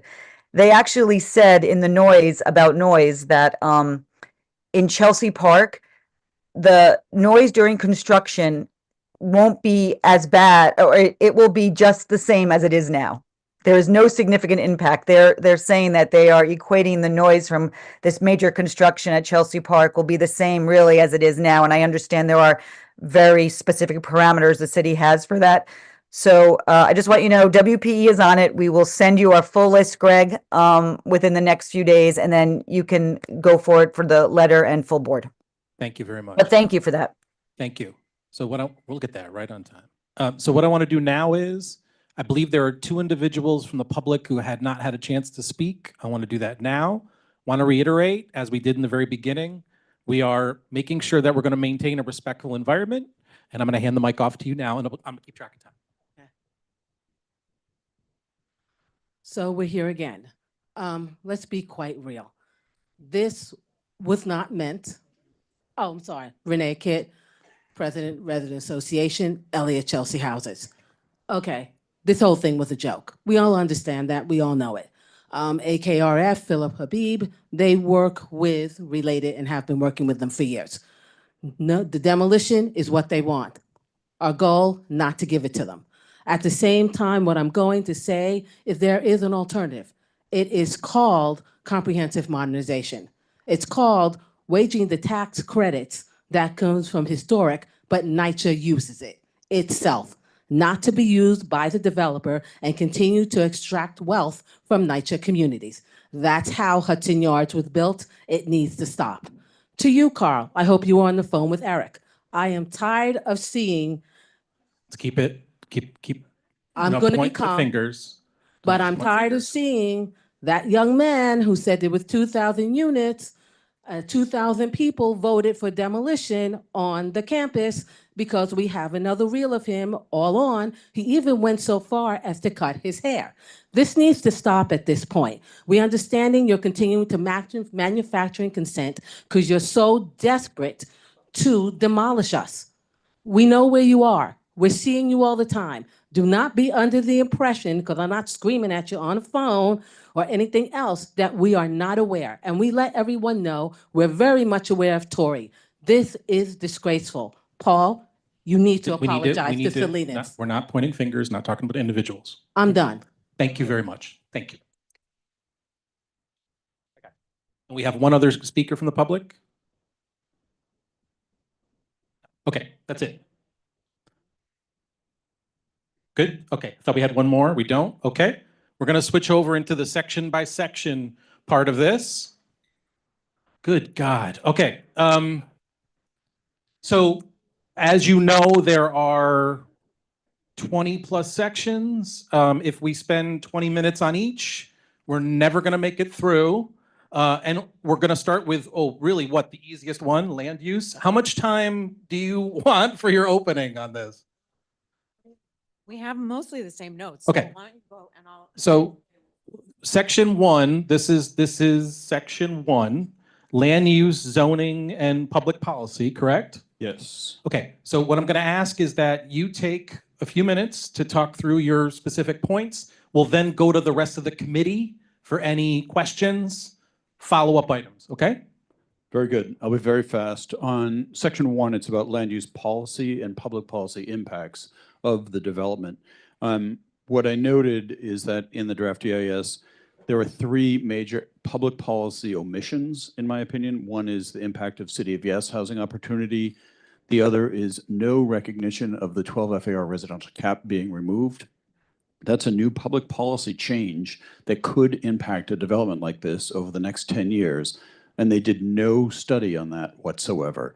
So I'm asking that they take a look at what would happen if parts of the study area, the site itself, became an R11 or R12 zone mapping for higher density housing, or if the secondary area in the area, other sites became high density housing in R11, R12. They don't take a look at any of that. So I just am asking that they do that.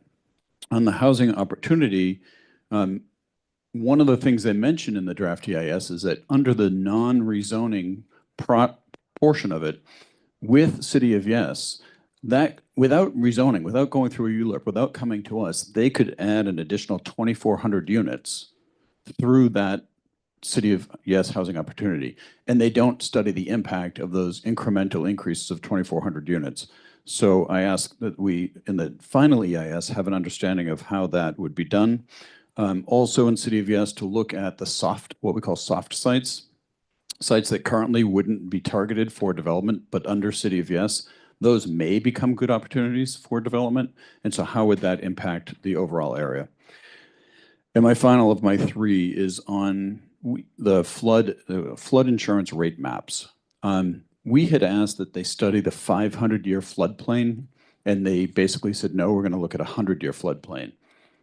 Parts of both campuses are within the 500-year floodplain, but by 2050, a big portion of both campuses would be within the 100-year floodplain, and by 2080, the entire of both campuses would be in what's called a 100-year floodplain.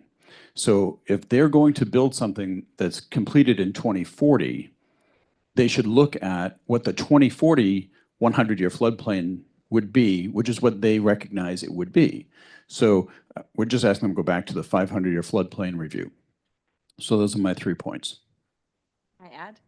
Maybe we'll do it all together. Go ahead, Carrie. I had the same. And then in addition to that, they talk about that this is sort of right in line with the Chelsea 197A plan.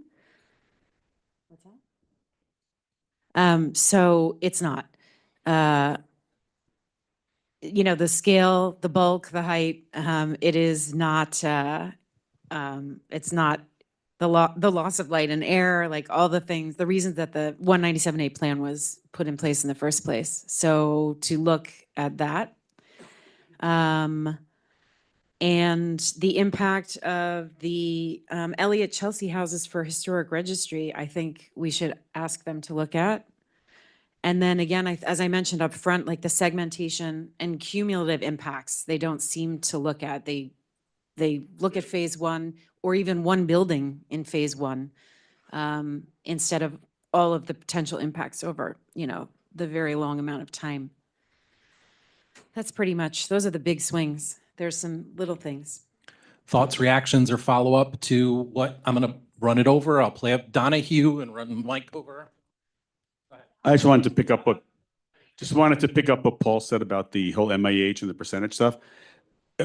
We should note this is NYCHA land, and the requirement of affordability can just be imposed as part of the sale or the leasing of the land. The zoning does not control whatsoever. So that means anything that we want to put in there, NYCHA can do as of right to say, if you develop this, it must be 50, 40, whatever percent. You do not need the zoning for that. That's merely using MIH as a way to have less affordability. Anything you want to add to that? Any other reactions to this particular section? Questions? Anybody from online or in person? Any other questions, reflections, takeaways from this particular section? Go ahead, man. Yep. Both Fulton and Chelsea Elliott, they both actually sites of URA, the Urban Renewal Area Law, and that sort of applies quite tremendously. And I think there's absolutely no conversation about it, which you cannot do because this is New York City and zoning code still exists. City of Yes hasn't kicked in yet. So there's a lot of sort of legacy conversation about urban design and what you can do in terms of bulk and what you cannot do has to be discussed. And because it's URA, the open space requirements are very much in place. If you have extra FAR that you want to build with, you can, but you have to have a plan for it. And what you said, Paul, is extremely important to sort of take note of.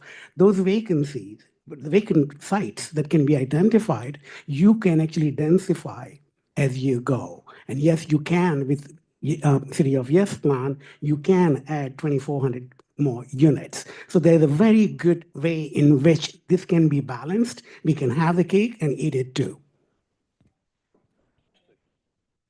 Let's make sure anybody else on this. Anyone else on section 1? I had section 2 as well, so, which I didn't do. So that's going to be a short conversation. Section 2 is socioeconomic impact. Viren had some comments on some of the displacement issues that I'm going to take from his notes and incorporate and send to Greg. The question I'm struggling with on displacement is the rehabilitation also involves displacement. So how do we balance it? Because people will have to move out of their apartment and then move back into their apartment. So I just want to understand that concept a little better before we. Well, that's what they say. It's permanent. What they're saying overall is there's no permanent displacement at all because people move off and move back. So it's not technically a displacement. So but because that impacts lives of NYCHA residents, I want to have a better understanding about that rotation in and out, as well as what that would mean for rehabilitation. Like if you are in a rehabilitated unit or a rehabilitated building, you're going to have to move out and then be out for a certain amount of time. In the language we're hearing about contractual obligations to be able to move back in, and that there is some sort of maybe a financial incentive punishment for related if they don't put people back into their homes or whatever. I need to get a better understanding of that. Wasn't really explained well in this, and I want to have a better understanding of that.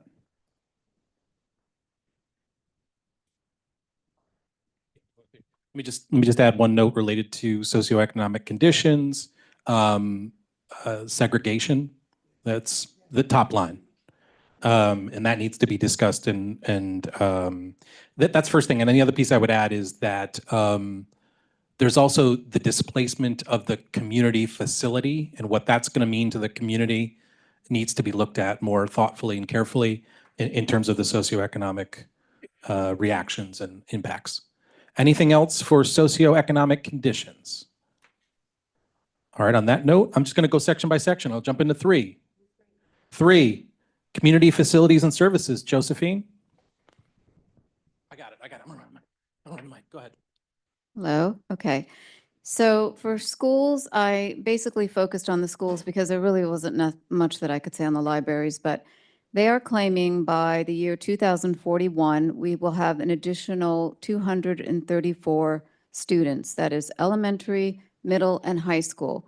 Right. And this apparently includes all the proposed units on this plan, but also the Midtown South mixed-use plan and the Western rail yards.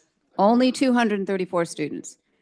They are also saying that this is insignificant because our schools are, we still have room in our schools. Meanwhile, there's a chart in the document that shows that 4 of our elementary schools are serving at over 100% utilization of the building.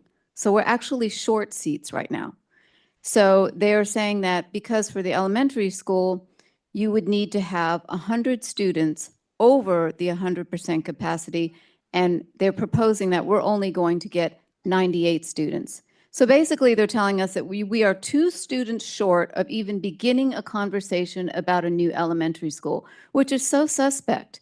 And so when you read something like that, it's actually insulting to us as a community, as a board, to the residents, everybody. I'm feeling what everybody else is feeling. And I also feel for the tenants who deserve so much better.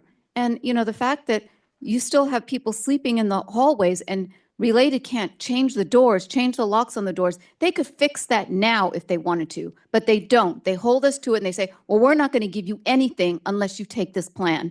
And that is a complete insult to every single person who lives in this community. So I feel that we really need to push back on this because this just is unacceptable. And that's all I have to say on the schools. Specific to that section or what has been shared, this is community facilities and services. Josephine, questions, follow-up, takeaways? Sorry if I'm getting my sections confused, but what about hospitals, not in that section? Thank you. Any other thoughts, questions, takeaways? Yeah, it's a different space. Yeah. Okay. That was 3. Number 4, Shanice, open space. Do you want to jump in on this one? And Dave, I think you're on deck, Dave, with historical and cultural resources. Okay, so I had open spaces. The proposal would add up to 5,800 new residents, which would significantly increase the demand for open space in an already underserved area.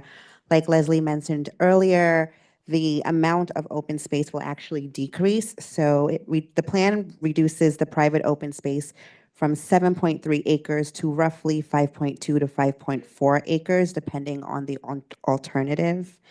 The existing open space ratio right now is 0.86 per 1,000 residents. The plan would bring that ratio down to 0.64 or 0.66 under the alternative. So basically, we are increasing the residents, but not increasing any of the open spaces. There's limited detail about how the new spaces will be designed, whether they will support active use, especially for youth and seniors. There's no talk on how they will be used. And being that this is obviously a long-term plan, and I would be interested to see who had the shadow sections because it doesn't speak about it in the open spaces. But there obviously will be impacts to Chelsea Park, PS 33. There's nothing that talks about how that will be mitigated. So some of the questions that I have are, will any of the new open spaces be open to the public? Will all of the spaces, will there be equal access to open spaces and rooftop amenities for both market rate NYCHA residents? And then also, how will the project contribute to improvements to the open spaces that we do have, given that in all of the plans, the newly built landscaped areas, the open space ratio will drop? And are those spaces going to be permanently opened? Who's doing the maintenance on them? I think that's going to be other questions. Other thoughts, reactions to the open spaces topic? Questions, takeaways, concerns, anything we're missing? In person, online? Okay, we'll go on I to also next. just wanted to add, Greg, that given all of this, the DEIS did claim that there would be no significant adverse impact. Yeah, great words to use in this moment, I'm sure. Okay, Dave, I'm going to have you do the next one, and then Bert, we want to dig into shadows if you want to jump in on that. So go ahead, Dave. Okay, if you remember when Tom Lunke and I gave the zoning presentation last year, we talked about the way Chelsea zoning had been shaped around its historic context, and FARs had been lowered in areas close to historic and low-rise areas and raised in other areas. And I pointed out that when the rezoning was done for the special West Chelsea district along the High Line, an 80-foot height limit was imposed on the west side of 10th Avenue so that the new apartment building that now stands directly across from the General Theological Seminary harmonizes with it. It's about the same height. That's a very standard way for zoning to proceed, to defer to the scale of existing historic buildings so that they retain their impact on the environment and aren't dwarfed and minimized. That is completely ignored in this evaluation, that sense of relative scale, simply because the buildings aren't being demolished, or they wouldn't become no longer a landmark. They're saying that's perfectly all right. It's a huge omission, and that's what we were getting at in our request on the draft scope of work for 3D studies of streetscapes. We get a handful of those in the DEIS, looking up and down 9th and 10th Avenue, and they're frankly hair-raising, the scale of this thing. And again, they're saying that Fulton, or the Elliot Chelsea, really needs to be demolished because otherwise it would no longer be a financially viable project that would improve the quality of life and housing stability for existing NYCHA residents or address the critical shortage of affordable housing in New York. And again, they're providing no substantiation that renovation wouldn't similarly benefit the residents without the adverse effect. And we're now balancing historic preservation against a need to solve the city's housing crisis, which was never in the program to begin with. I see Christina has a hand up. Is it specific to David's presentation? I was brought over after the parks. I wanted to make a comment on the parks. Can I still do that? Go ahead. You're here. Okay. Go for it. What's not clear is the reduction which is discussed may not capture the whole reduction in trees. And I think it would be really important to understand how many trees are going to be removed from the whole area. My sense is that what they are talking about as open space include the inside, inside the context. I'm sorry, I'm not clear. The streets which are going to serve the buildings. And I think we should really ask the question about specifically the trees, so we get a real sense of whether we're going to end up with streets and not trees. So that's my comment. Thank you, Christine. I'm going to circle back to David in the historical and cultural resources. Any follow-up questions, key takeaways, or priorities for David to answer or reaction to now? Okay, we'll go on to the next section. I hear a knock at the door. The dog is getting up to check on it. Okay, and we'll jump into shadows with Bert. I got you, Dave. I got it. Shadows. Okay. Earlier on, when I talked about my general reaction, saying I don't trust the document, Joe articulated the reason I don't trust it. It's self-serving. Generally, and I think on each of these specific issues, it's self-serving. Shadows, the way the document creates their impact, they look at the three possibilities: the rezoning, the no rezoning, what they call the mid-block bulk creation. And in all three, the shadows mostly impact the High Line, the Chelsea Park, the Hudson River Park Esplanade, the PS 33 playground, the Green Street on 9th Avenue, and the Church of the Holy Apostles. All three have shadows, the way they calculate it. How do they mitigate it?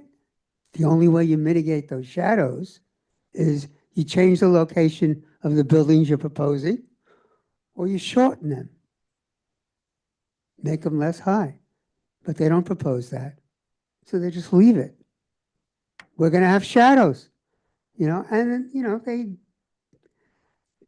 I am not a shadow person, so I don't know if the numbers they're using are correct. They talk about the shadows they calculate as 4.3 4.3 times the height of any particular building. I have no ability to say that's correct, that's not correct. That's what they say. I assume they're saying it because it's helpful to them, not because it's helpful to me or helpful to you. It's helpful to them. Shadows. Okay. We leave shadows with shadows. Follow-up questions on shadows or That is one of the significant impacts that they mentioned. So I think it's important to just state that, you know, of the very few that there seem to be, at least they admit that that's one. Then they go on to say that they can't mitigate it. more on shadows, which they identify as something that needs mitigation. I want to follow up on Janice's comment about the shadow issue. I've never seen an AES that says on the longest day of the year, June 21st, it's 6 to 7 hours additional shadows on a park, and that no one is like going, what the hell? I mean, this is extraordinary to have that and to say that the end, because of what's proposed, it can't be mitigated. So this big open space that is used intensively by every part of our district will have 7 or 6 hours in shadow on the longest day of the year. How can that not be unacceptable to everybody looking at this?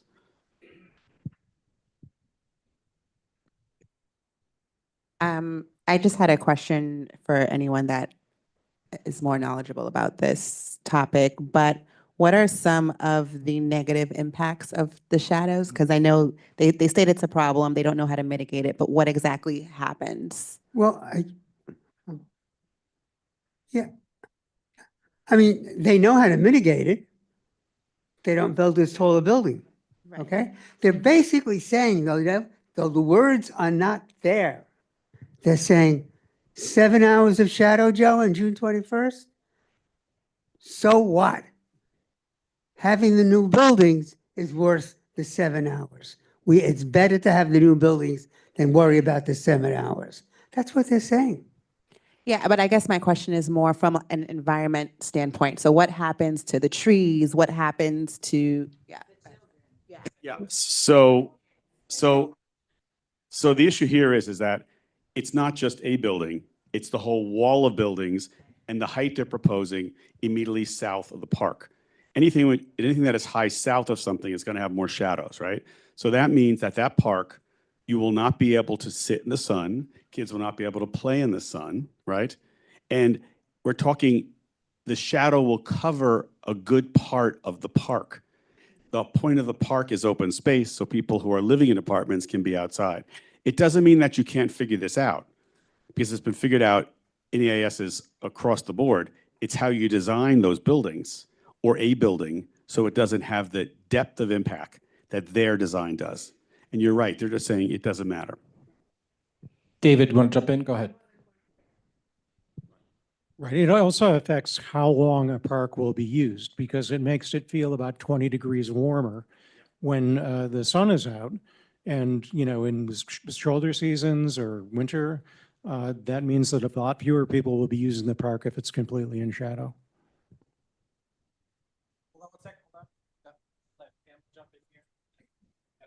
Just briefly about shadows, I frankly don't think that the schematic in the DEIS is accurate, because just personally, from my own experience, the Cushman Row on 20th Street in the 400 block, those houses are going to be, to my mind, in shadow most of the time, most of the year, including the back sides of the windows of the back sides of all of the Cushman Row houses. And they're only 4-story houses. They're going to have a building across behind them, built close to the lot line, is my understanding, if I can read this thing right. That building, which is like long and longer than the Cushman Row, is, when I counted up the number of windows plus the setbacks plus the bulkhead, it's 13 stories. Those houses are never going to see the light of day again. Regarding shadows, I was thinking from like a psychotherapist point of view who works at Ryan, is that sunlight is really important when you talk about natural ways to help people who are struggling with depression and or anxiety. Also, when you think about like vitamin D deficiencies, right? Sunlight is really, really critical for overall health and well-being. Who is next, Greg? Did Leslie want to jump in online? Jesse? Thanks, Greg. You know what everyone is saying? I'm so glad that you And then guys are Inga. talking. I'm so glad you guys are talking about this, only because I know when we went just recently through Western Rail Yard, some people in the public were like, shadows, it's just shadows. Like sometimes it's considered insignificant, right? Or not as significant as some other other meaty things in DEISs. But thank you for everyone who just touched upon all those things. I mean, shadows, living in darkness is significant, right? Playgrounds in darkness is significant. You're not, the plantings you can plant, you know, it's like someone said, it's a little bit colder, the mental health, these are all significant. And unfortunately, I think some people chuckle when, you know, say, oh, shadows, okay, well, we'll just live with shadows. Like I think was reflected in the DEIS, as Bert said, it's not, you know, there is no mitigation plan. So I just wanted to reiterate that. And WPE is going to add something to that too. So, but thank you for bringing it up and talking Inga, about last thought, and then we're going to jump to the next section. Very quickly, agree with what everyone else has said about shadows, mental health, temperature. What about trees in general? I mean, we're going to lose, if they do what they want, over 300 mature trees that are hundreds of years old, some of them. At least 60 or 70. What's going to happen? We're losing that. So environmentally, that's a loss. And what trees are going to grow in a dark park? Very few tall trees, very few other plants that grow in shadows. I think it's bad. 30 seconds, David, then we're going to move to the next section. Yeah, the elected officials in their comments on the draft scope of work, which are in one of the appendixes, brought up the issue of the trees. I don't find them addressed at all in the DEIS. They talk about how there won't be a loss of tree habitat for the northern long-eared bat, but they don't talk about the loss of all of the trees on the campuses. They also don't talk about urban heat island effect.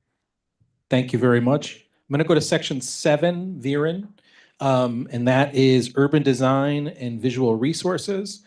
And then after that, Hector, do you want to do sections after that or no? You just skip you? Okay, great. Viren, you're up. Okay. Very quickly, I mean, if you're talking about shadows, then urban design is sort of very sort of key component of what happens or doesn't happen when you build buildings. Shadows are about quality of life. They're not just simply about growing trees and having more light and whatnot. I live in Chelsea. My building was 6-story tall. I'm on the 4th floor. Behind me, there were shorter buildings that were about 4 or 5-story tall. I have an 11-floor building that's come up on 19th Street. It has completely ruined the quality of life for me in terms of both light and ventilation and what I could see beyond. All of that's gone. Coming back to my topic, urban design. We talked about quite a few things. We talked about open space, we talked about trees, we talked about shadows. The whole plan completely disrespects the sort of community asset, which is the open space. It's not only for NYCHA, it belongs to everybody who lives in this community. My favorite architect, Cedric Price, said something remarkable when Hudson Yards project was being done. And Joe, if he's here, he would actually testify to that because he worked with me on that plan, so he knows. We did a project where we said, don't do anything. There was a competition project. Cedric Price comes in, his proposal, which was presented at Grand Central, says, don't do anything. So coming back to what we have here, when you actually put buildings which are 40-story tall or 39-story tall, you increase the density, and there's absolutely no integration in terms of open space, trees, and how the streets connect or do not connect, you have a significant problem. The biggest risk is that this could actually take away the community cohesion that we currently have and its visual identity. Second part, which is more about visual resources and compatibility. The proposed design of the towers may not harmonize and will not harmonize with the existing architectural vernacular quality of the neighborhood. I'm a modernist and I build buildings which are much taller.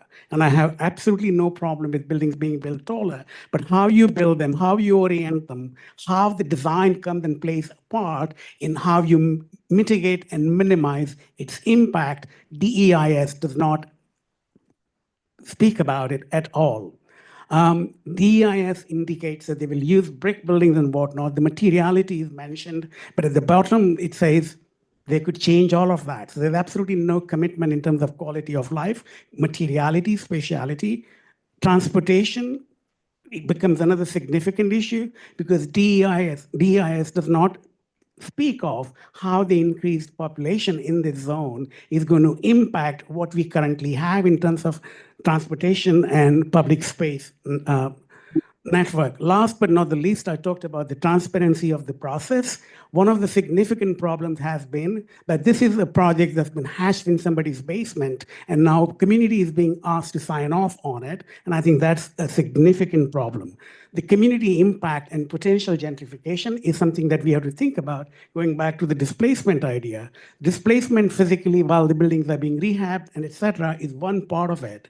But when you have high rate, market rate housing that comes up in the neighborhood, that's going to impact overall community what do I call it? The rent levels in the community itself. So you have to keep in mind that it's not just a localized impact, it actually goes across the community. And what else can I tell you? The last thing that I want to say is that going back to what Paul said, which I love it, I want it, and I want to make sure that we actually, whether we keep Section 9 or not Section 9, but affordable housing component must be put in place. 50% is the most minimum that we should demand. That's all I have to say. Thank you. Questions, reactions, thoughts, and response? Say that in the mic.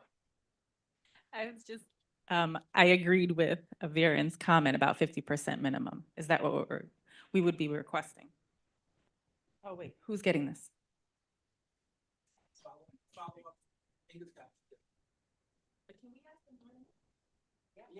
I would assume any number is on the table.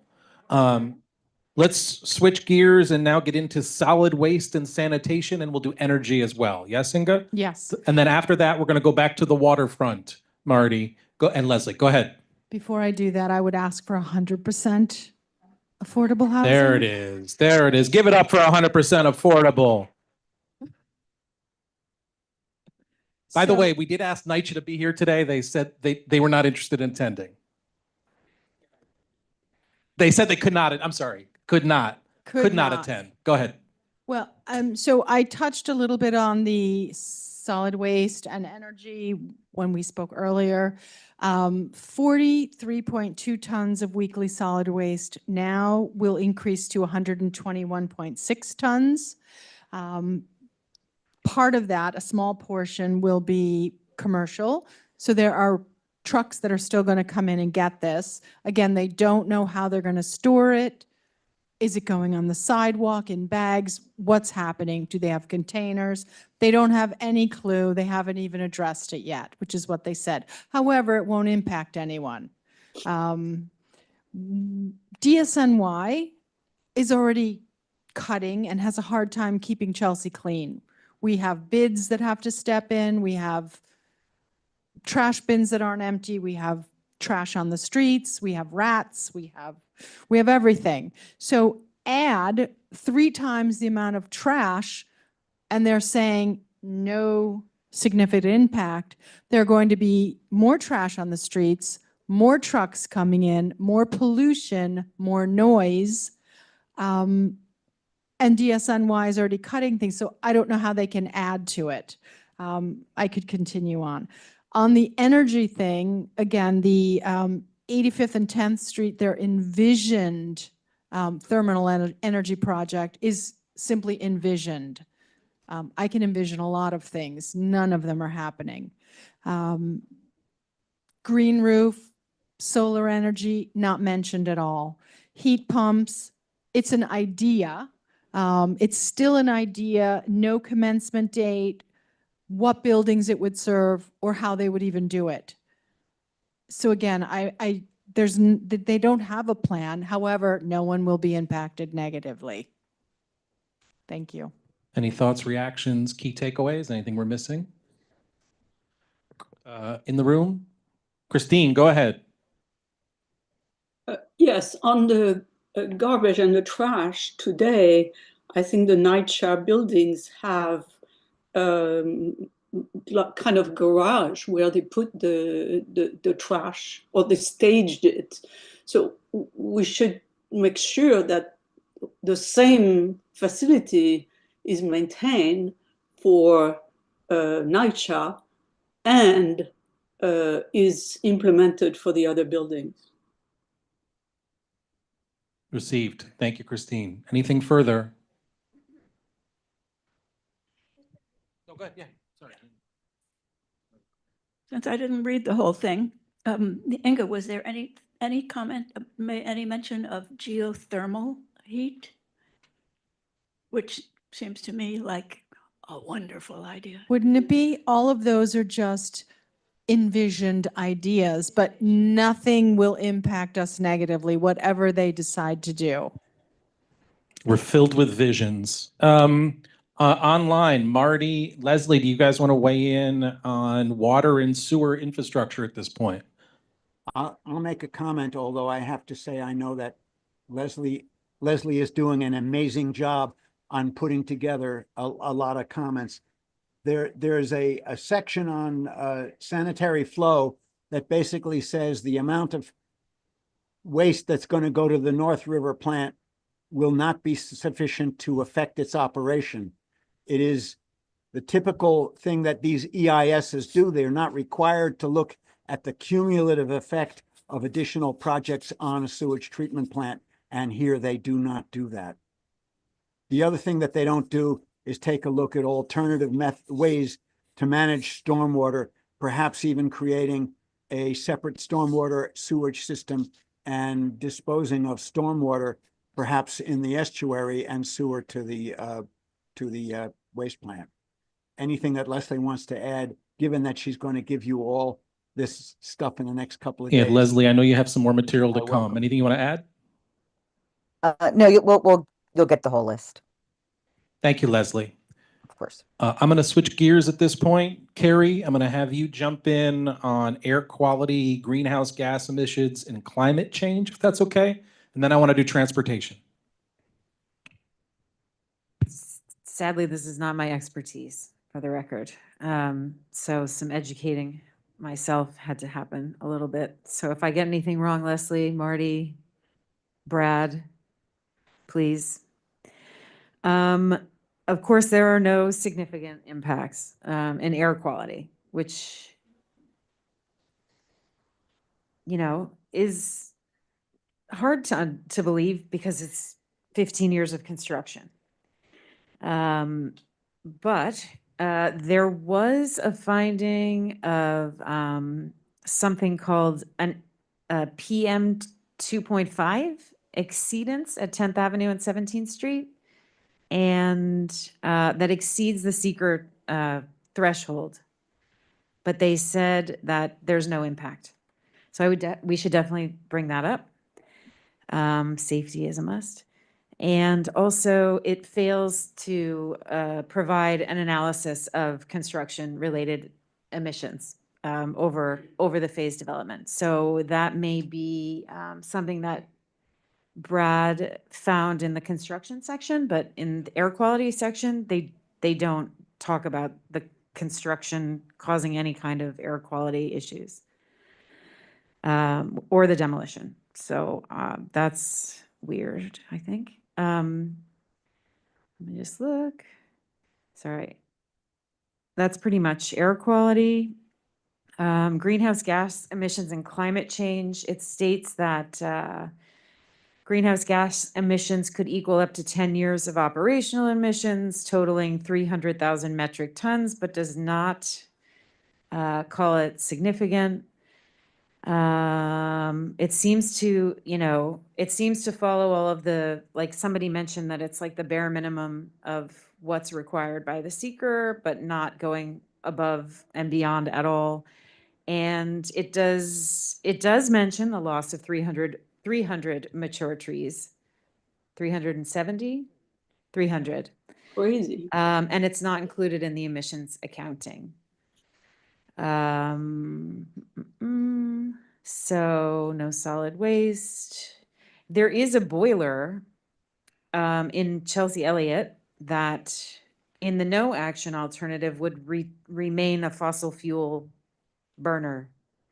So that, you know, is something we should fix if we take no action. Should still be fixed. They don't talk about the tree removal. They don't offer any offsets or plans to replace the tree canopy. Let's see. Okay, flood resiliency. As Paul and I both mentioned, we both picked out that they really should be mapping to the 500-year flood plain, not the 100-year. There's just a lack of planning overall for the worst case scenario. And the long-term resiliency, especially for vulnerable residents, is unclear. And then for environmental justice, sorry, it was a lot of chapters. This is, they chose to study an area that was 1.5 miles around each radius around each of the campuses, which like goes into Flatiron, and it creates, I think, I'm not sure, they don't really say why they decided to pick 1.5 miles, but what it basically does is it widens the area of study so much that there's no environmental justice impact, because there's really no, you know, it basically, it takes away like the minority population that live in Chelsea, in NYCHA on those two campuses, and makes it whiter, for lack of a better word. So then there are no significant impacts on that population. That's, you know, broadened out. So I think that's something we should talk to them about or mention in our response. Let's see, it doesn't assess cumulative environmental and health burdens like asthma or heat stress from all of the construction and demolition. Let's see. I think that's pretty much it for me. So I would ask them to provide a quantitative construction air quality and greenhouse gas emissions analysis, which they didn't do, account for tree loss, which they didn't do, analyze a 500-year floodplain risk, which they didn't do, rerun the environmental justice analysis using a smaller zone that focuses more on where these, you know, NYCHA residents live, ensure binding commitments for mitigation measures over the course of time, because like I said, it's kind of this rolling thing and they're really only looking at phase 1. And include a hazardous material assessment for brick demo and construction waste. How was that, Garrett? I have a comment on the environmental justice section.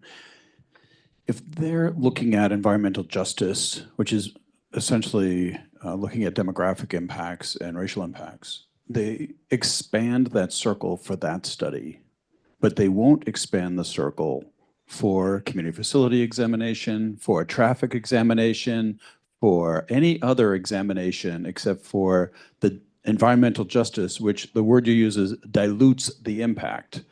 If they want to do a 1.5 mile radius around these sites for every study, yeah, I'd be grateful for that. I believe. But if they are going to say that for environmental justice, we're going to widen the circle to dilute it, they need to do a 1/4 mile radius, just like they did on everything else. And I think that's what we need to say has to go in the final EIS. Yeah. Is an environmental justice study that has 1/4 mile radius, just like every other impact in the program. I mean, we originally asked for, if you remember, a 1/2 mile radius for the land use impacts and got a 1/4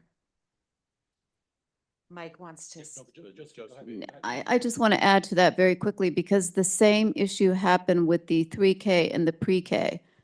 So they widened the study going all the way down to Tribeca, which makes 0 sense. It is very misleading now about how many seats there actually are because that has nothing to do with our district. Right. So they didn't do that with our, well, they did somewhat with our elementary schools. They added a school that really isn't part of our district, but it was really problematic with the 3K and the pre-K, so I would add that for that as well. Mike has his hand up. Carrie, to help you, just to quote someone that we know, that emissions has to be reduced by 40% by 2030 and 80% by 2050 in all buildings, regardless of size. And that's NYCHA saying that. That's their own climate mitigation plan. So they're not following their own climate mitigation plan. And Joe, I can add that to public policy section as well, because that's part of the NYCHA sustainability program that they ignore in the public policy section too. Yeah. So I'll stick it in there too. Yep. And Mike Noble, your hand is up, you're up. Yeah, I think my sections were hazardous materials. Hazardous and- material and public health. Oh, public health. We're not okay. finished with the Carrie comments. Yeah, that's okay. That's okay. Well, Mike, go ahead. No, I'm going back to her. So look, Carrie's, I think, were air quality. It's one of them. With respect to all these sections, I think you've got to look at the demolition aspect of the project, first. And I don't see that being addressed. With respect to air quality on the kids, I think you've got to have a daily monitoring system to make sure that, stuff is not getting into the schoolyard there and into the park. And just have to add it, as a separate thing to look at. Yeah, All right, thanks, so Mike. And that's with respect to all of those, like hazardous materials and public health. The demolition part of it is going to be the worst for people living around here. I'm feeling it right now. For sure. That's all right. So that's my comment. Leslie? Thank you, Carrie. If we could highlight, and like I said, we'll put this in our submission, all the environmental justice impacts and air quality and noise, specifically if we can highlight PS 33, because that elementary school is going to be smack dab in the middle of all this, and it's going to be years and years and years. So, like I said, we'll write it in our submission, but if we could highlight that, I think that is a extra sensitive portion of this project that we should be paying attention to. Yeah, thanks. Marty? In connecting with that, Carrie, you mentioned the 2.5 micron number that was in exceedance. That's the particulate matter that goes deep into lungs. And not having something to mitigate that is something that we should definitely be commenting about. That has to be kept down. Yes. On that note, I think we'll move on to the next section. Mike, are you okay with referring folks to the Dropbox, or do you want to weigh in on your two sections? Oh, no, I'm good. Those were my sections. That's Yeah, I just want to make sure. Okay. Okay. Thank you, Mike. Okay, so here's what I want to do. Construction, you'll do on behalf of Brad. Is that okay, Paul? And then we're going to do transportation. Then Bert, noise. And then we're going to wrap up with neighborhood character. You get to wrap. Brad is not online, and he sent his comments to all of us. I'm just going to quickly read through them so they're kind of on the record for the public discussion. He talks a lot about the impact on construction. He has some of the major 10 points. He offers 5 suggestions to make it better, which might be ways to offer mitigation in the final EIS. First is to create a dedicated community liaison officer to provide real-time updates on construction issues and manage complaints. Second is to implement a strict construction mitigation measures and go beyond the legal minimums with quiet equipment, dust barriers, and better scheduling to reduce disturbance. Third point is to enhance pedestrian safety and maintain clear, well-lit walkways and crossings. Fourth is to accelerate the early stage of construction and prioritize completing critical buildings or sections like housing or facilities early on to minimize the long-term disruption. And 5 is to host regular community feedback forums, which allow residents to voice concerns, suggest ideas, and ensure accountability throughout this 16-year planned construction window. So if you have questions for Brad, send them to him. Christine. Christine, you want to talk about transportation, please? No, I wanted to talk about idling of trucks around the construction site, and that needs to be mitigated, as well as the queuing of the concrete trucks, which are two things that seem to have a huge impact. And obviously need to talk about the noise and PS 33, where, I mean, you know, Joe knows, and we have had those issues where at a point of time, potentially PS 33 needs to move because it's not acceptable. Thank you, Christine. Pamela's asking about avenues. Carrie's responding. To make it, okay. Okay, I want to transition to transportation at this point.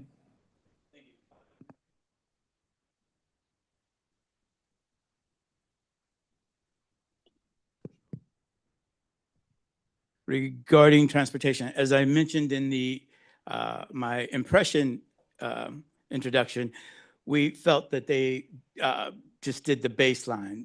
Yes, there will be more congestion. Yes, sidewalks will be more crowded. However, we were looking for ways to mitigate and how they might protect the community. The top concerns about for transportation were pedestrian safety, intersection congestion, senior safety, community access, and missing the cumulative impact analysis. With respect to the cumulative impact analysis, that's looking at all the sort of major projects that will be occurring at the same time: Port Authority, Hudson Yard, and Gateway Tunnel, which will be a major traffic construction concern. And without that in the conversation, we feel that you can't have an honest look or evaluation of the congestion or transit stress.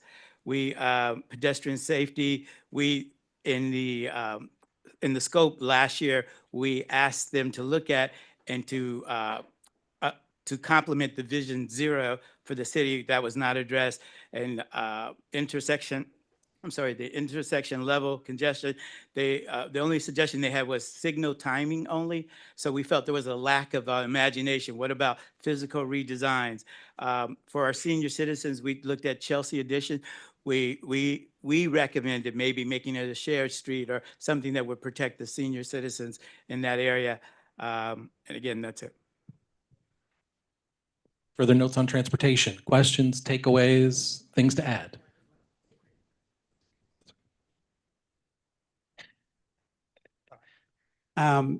We can talk about congestion, but I think they're the sort of counterpoint to it. When you design, from urban design point of view, what we call densities, transportation-related densities, pedestrian densities, vehicular densities, and those studies should be done so that typically you will understand better what the impact is going to be, because you don't have any traffic coming in from the west side in.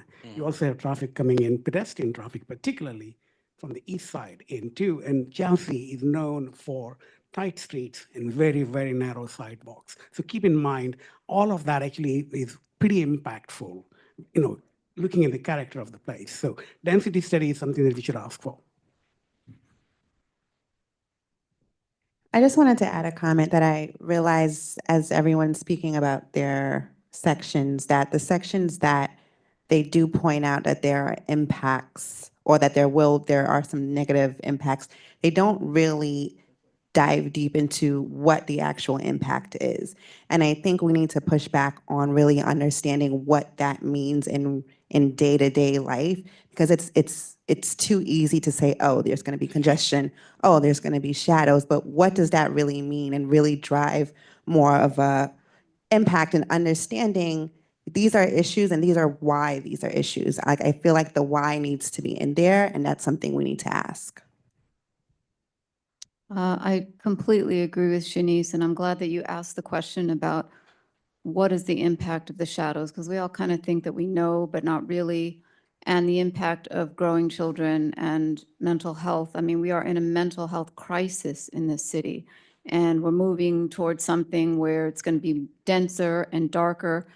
So many other issues are going to creep up. I just wanted to add, however, that apparently we have been asking for Essence and Related to meet with our schools, and there is going to be a meeting tomorrow, but we were not invited. We found out about it secondhand. And so that's another, just adds another level of mistrust. Why were we not invited? So I just wanted to mention that as well. Let's switch gears and do noise. Let's speaking Okay, of difficult noise. things, let's do noise. Noise. Well, their conclusion on noise, and we're not talking about construction noise, we're talking about the noise after everything is built and we have everything in place. This is the quote, and I think we've heard this expression before: no significant adverse noise impact. Okay? No significant adverse noise impact. Okay. In that context, okay, there are two areas that will increase noise with the new developments. Okay. One, additional traffic. And two, regardless of it has shadows or not, increased use of the new playgrounds and the old playgrounds. You can imagine what noise they're talking about. You have more people on the playgrounds, more people shouting at each other, playing with each other, singing with each other. That's an increase of noise. Okay? The reason they're saying no significant adverse impact is, oh, we can deal with this. Whatever noise increase is, and I don't recognize the actual number, is it 100% increase, 4% increase, whatever the decibel, okay, increases, the way they can deal with it, the way they intend to deal with it, mitigate it, is change the structure of the windows in the new buildings. So when they close it a different way, and change the ventilation. Basically, so the noise that's increased on the outside will not go inside. They call it the internal noise level of somebody's apartment in one of the new buildings. Okay? That's why there will be no significant adverse impact. Okay? These noise changes, you close the windows differently, you do the ventilation differently. They're basically saying, pardon my language, no big deal. Thank you. So on noise, I guess the amount of air conditioning units and infrastructure, they're going to be silent. And perhaps they envision new trash trucks, garbage trucks that make no noise. Because we all know they're silent as is. When a trash truck comes down your street at 5 a.m., we never hear anything. So all of these no noise things, on top of that, the air conditioning units, that type of mechanical stuff, I suppose that's not going to create any heat by expelling hot air, as they all do. So everything, again, is no significant impact, but it's all impactful. Yeah, I don't even know what to say. Thank you. Christine, go ahead. Yeah, the air conditioning unit are a real issue, because if they are through the wall, that means that they are really creating an opening to the outside. So you can have the best windows in the world, but the noise is coming through the air conditioning unit. So we may want to raise that issue as what type of system they are going to install and how do they prevent the noise to penetrate through that. Yeah.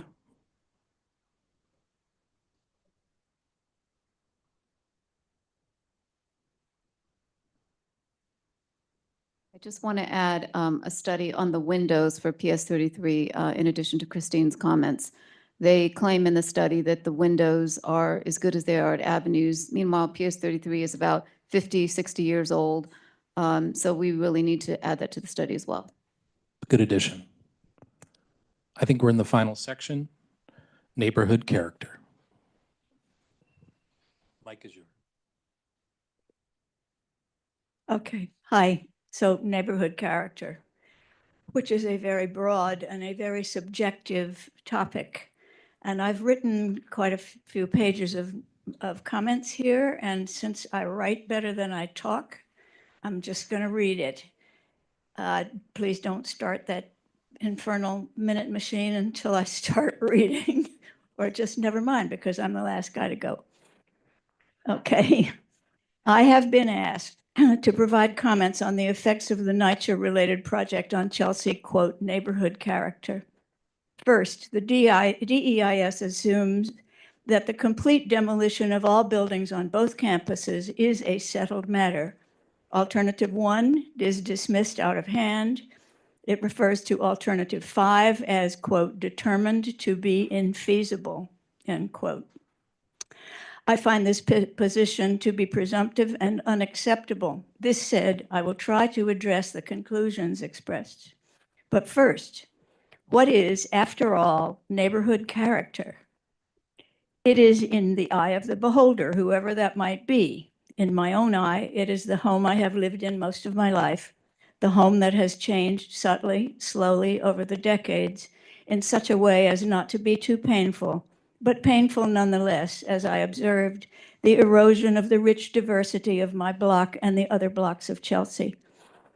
I have lived here long enough to have witnessed the destruction of the hundreds of old law tenement buildings, once filled with rent-controlled tenants, that were replaced by the NYCHA campuses and Penn South. Classic 5-story apartment buildings with windows in every room and clotheslines on the roof where much of the social interaction took place. Whole blocks of these precious buildings were pulverized to be replaced by public housing, good, solid buildings, not very pretty and certainly not contextual, but very good at housing the lower and middle income families that were displaced by urban development. Now we are faced with the possible demolition of those very buildings that were meant to be the forever homes of those very families and their children and their grandchildren. That vast erasure of our community was a major blow to, quote, neighborhood character of Chelsea. Now, another major blow is proposed and described in the DEIS that was recently made public. But this time, we have an opportunity to have a voice in the shape of this project and therefore how it affects the neighborhoods in which it takes place. In every section of the document, some version of the phrase, quote, would not be adversely affected is employed. In fact, there are many features of neighborhood character that would definitely be adversely affected. First, the plan proposes a wall of 30 to 39-story high-rise buildings along 9th Avenue at 17th, 18th, and 19th Streets that would condense all of the Fulton NYCHA tenants from all of the existing buildings into those 3 buildings, instantly creating a siloed poor door effect, while the proposed mid-block buildings are to house the market rate tenants, 70% of the population. At Fulton, the afternoon shadows from these structures will forever cast their pall over a large swath of Chelsea, summer and winter. The morning shadows will have the same effect on the High Line, stealing sunlight from the many plantings that require direct sun to thrive.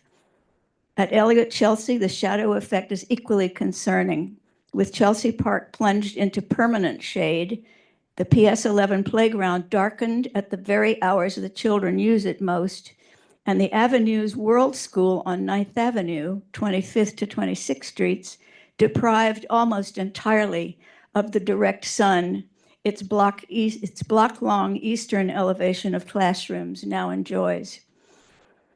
Traffic through Chelsea on both 9th and 10th Avenues will be severely impacted through the NYCHA corridors as roughly 8,000 more residents arrive. This massive development scheme is projected to take between 16 and 25 years to complete. The effect of that much demolition, hazardous waste cleanup, and construction will irreparably tear the fabric of this community to shreds. Much of the existing tenant population will have moved on by then or died.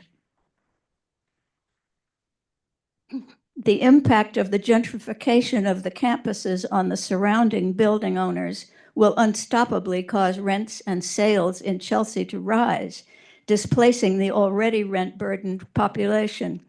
A similar impact will be felt by the small business owners, who will be replaced by more trendy shops, catering to the new market rate tenants, leaving the former tenants with fewer shopping choices there nearby. Our neighborhood is blessed with its Chelsea Historic District. This project directly abuts one of the most pristinely historic streets in our neighborhood, 20th Street between 9th and 10th Avenues. The north side of this street, called Chelsea Square, is the site of the former General Theological Seminary, now the New York address of Vanderbilt University. The south side of the block is occupied by one of the most revered rows of townhouses in the city, dating from the 1830s, the Cushman Row. These houses will be deeply and permanently affected by the construction of the 19th Street building of effectively 13 stories when you include the bulkheads, which is planned to be built to the lot line or close, directly against the back fences of these antique houses. It is hard to imagine that the south-facing windows of these houses will ever see the sun again, at least in the winter months. A topic that has had little discussion, but one that has major consequences for our neighborhood, the city, and the majestic river that flows both ways, the Hudson, is this. The present condition is that our ancient sewer system, which carries both storm runoff and domestic wastewater to our sewage treatment plant, has not the capacity to treat the effluent delivered to it in heavy rains, much less in real storms or worse. The system simply dumps what it can't handle directly into the river.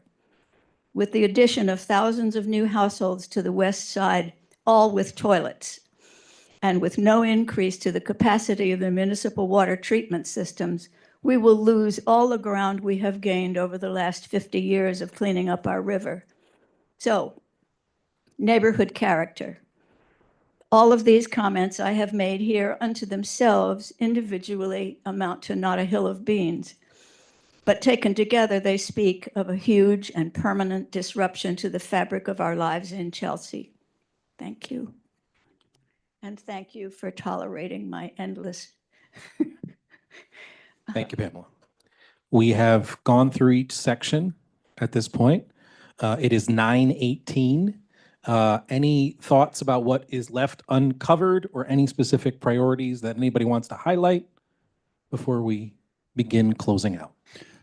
Can I ask a question about process and timing? Yeah, good.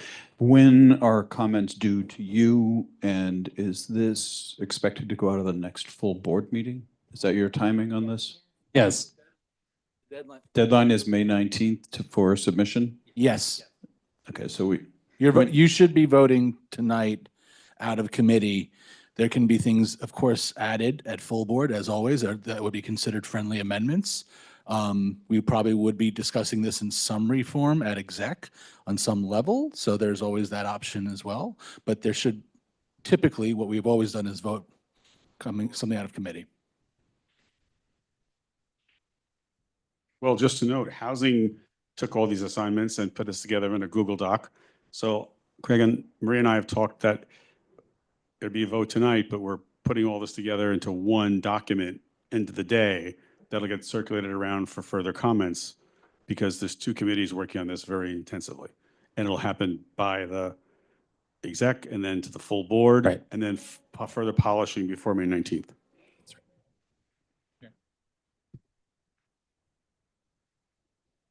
Quick question. Do we get time for each section? Like, for example, I would like to add some thoughts into it based on the comments that I received today and give you back one-page document that could become very much part of what.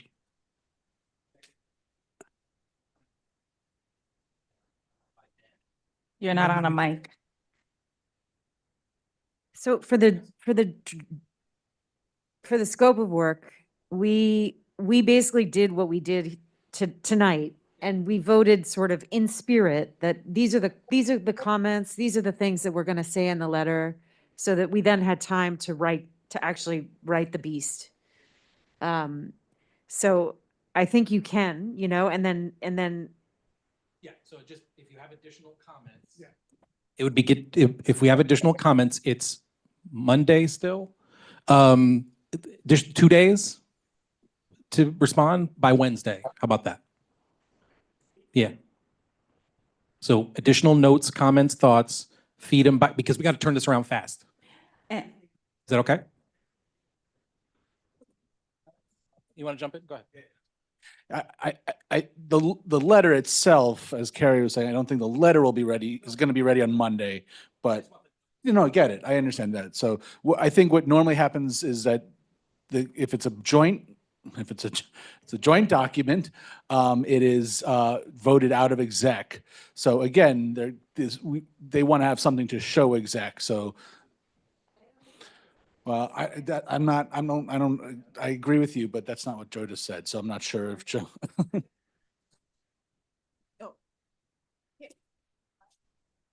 Oh, yeah. Oh, thanks.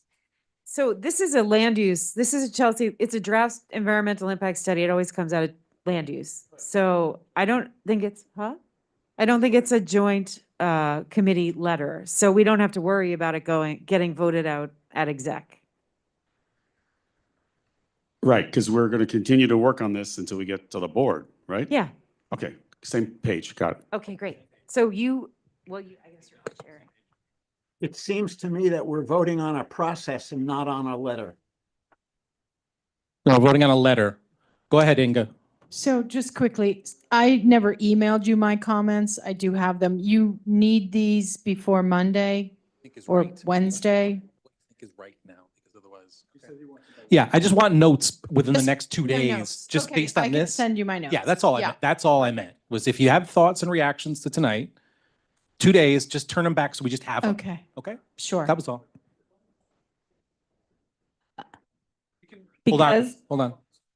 Hold on. One step at a time, Maria. Because I know we're working on this letter together as a team, if you haven't submitted questions, comments, concerns yet, because also on my committee, some folks haven't, I would just ask that those comments, questions, concerns are concise, short and sweet. Like I like it. Fair. Go ahead. I'd like to make a motion to approve all of our comments that we've discussed tonight. What's coming from WPE, transportation, ACES, and potentially more work from HHHS. I'll second the motion. All those in favor? Oh, we need to do a count. We're doing a count. Doing a count.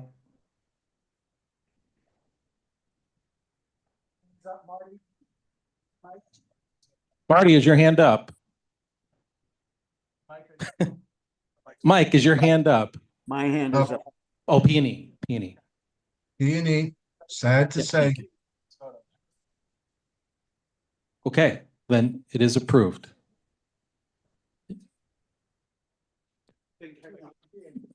Yeah, okay. Okay, Unanimous vote otherwise. okay. Sorry, what? I missed what you said. Announcements? Is that what you said? I lost. Oh, oh, okay. Unanimous passage. Yes? That was with exception of the peonies. Okay, got it. Yes. Yeah, do it on mic. So we're doing a CLU letter, and then it might also become a combined letter at the executive, or only one letter is going? One letter. One letter is going. I just meant if you have notes or comments based on Alright. today, just get them to me I got that. and I can make sure I can incorporate them. Sounds Okay. good. Thank you. Okay. New business to wrap up the evening. With 5 minutes on the clock, I will simply say David, Pamela, and I went to visit colored school number 4. There is significant work that needs to be done on that building space. DSNY hosted the visit. It was championed by Councilmember Botcher, who was present. There were architects in the specific space. Mr. Washington was there, who was on Zoom when we had this. Eric Washington was there. I think there was a general consensus that there are issues related to the roof, design, landmarks, consultation, and timeline. But it was a constructive, meaningful, thoughtful, engaging dialogue and look at the space. We also have plenty of pictures. If you haven't seen that space, I'm sure we can share them as well. I have nothing further to add at this particular point. Motion to adjourn? Second. Aye. Thank you very much. Good night, everybody. It's already tabled. I'm gonna have to bring it.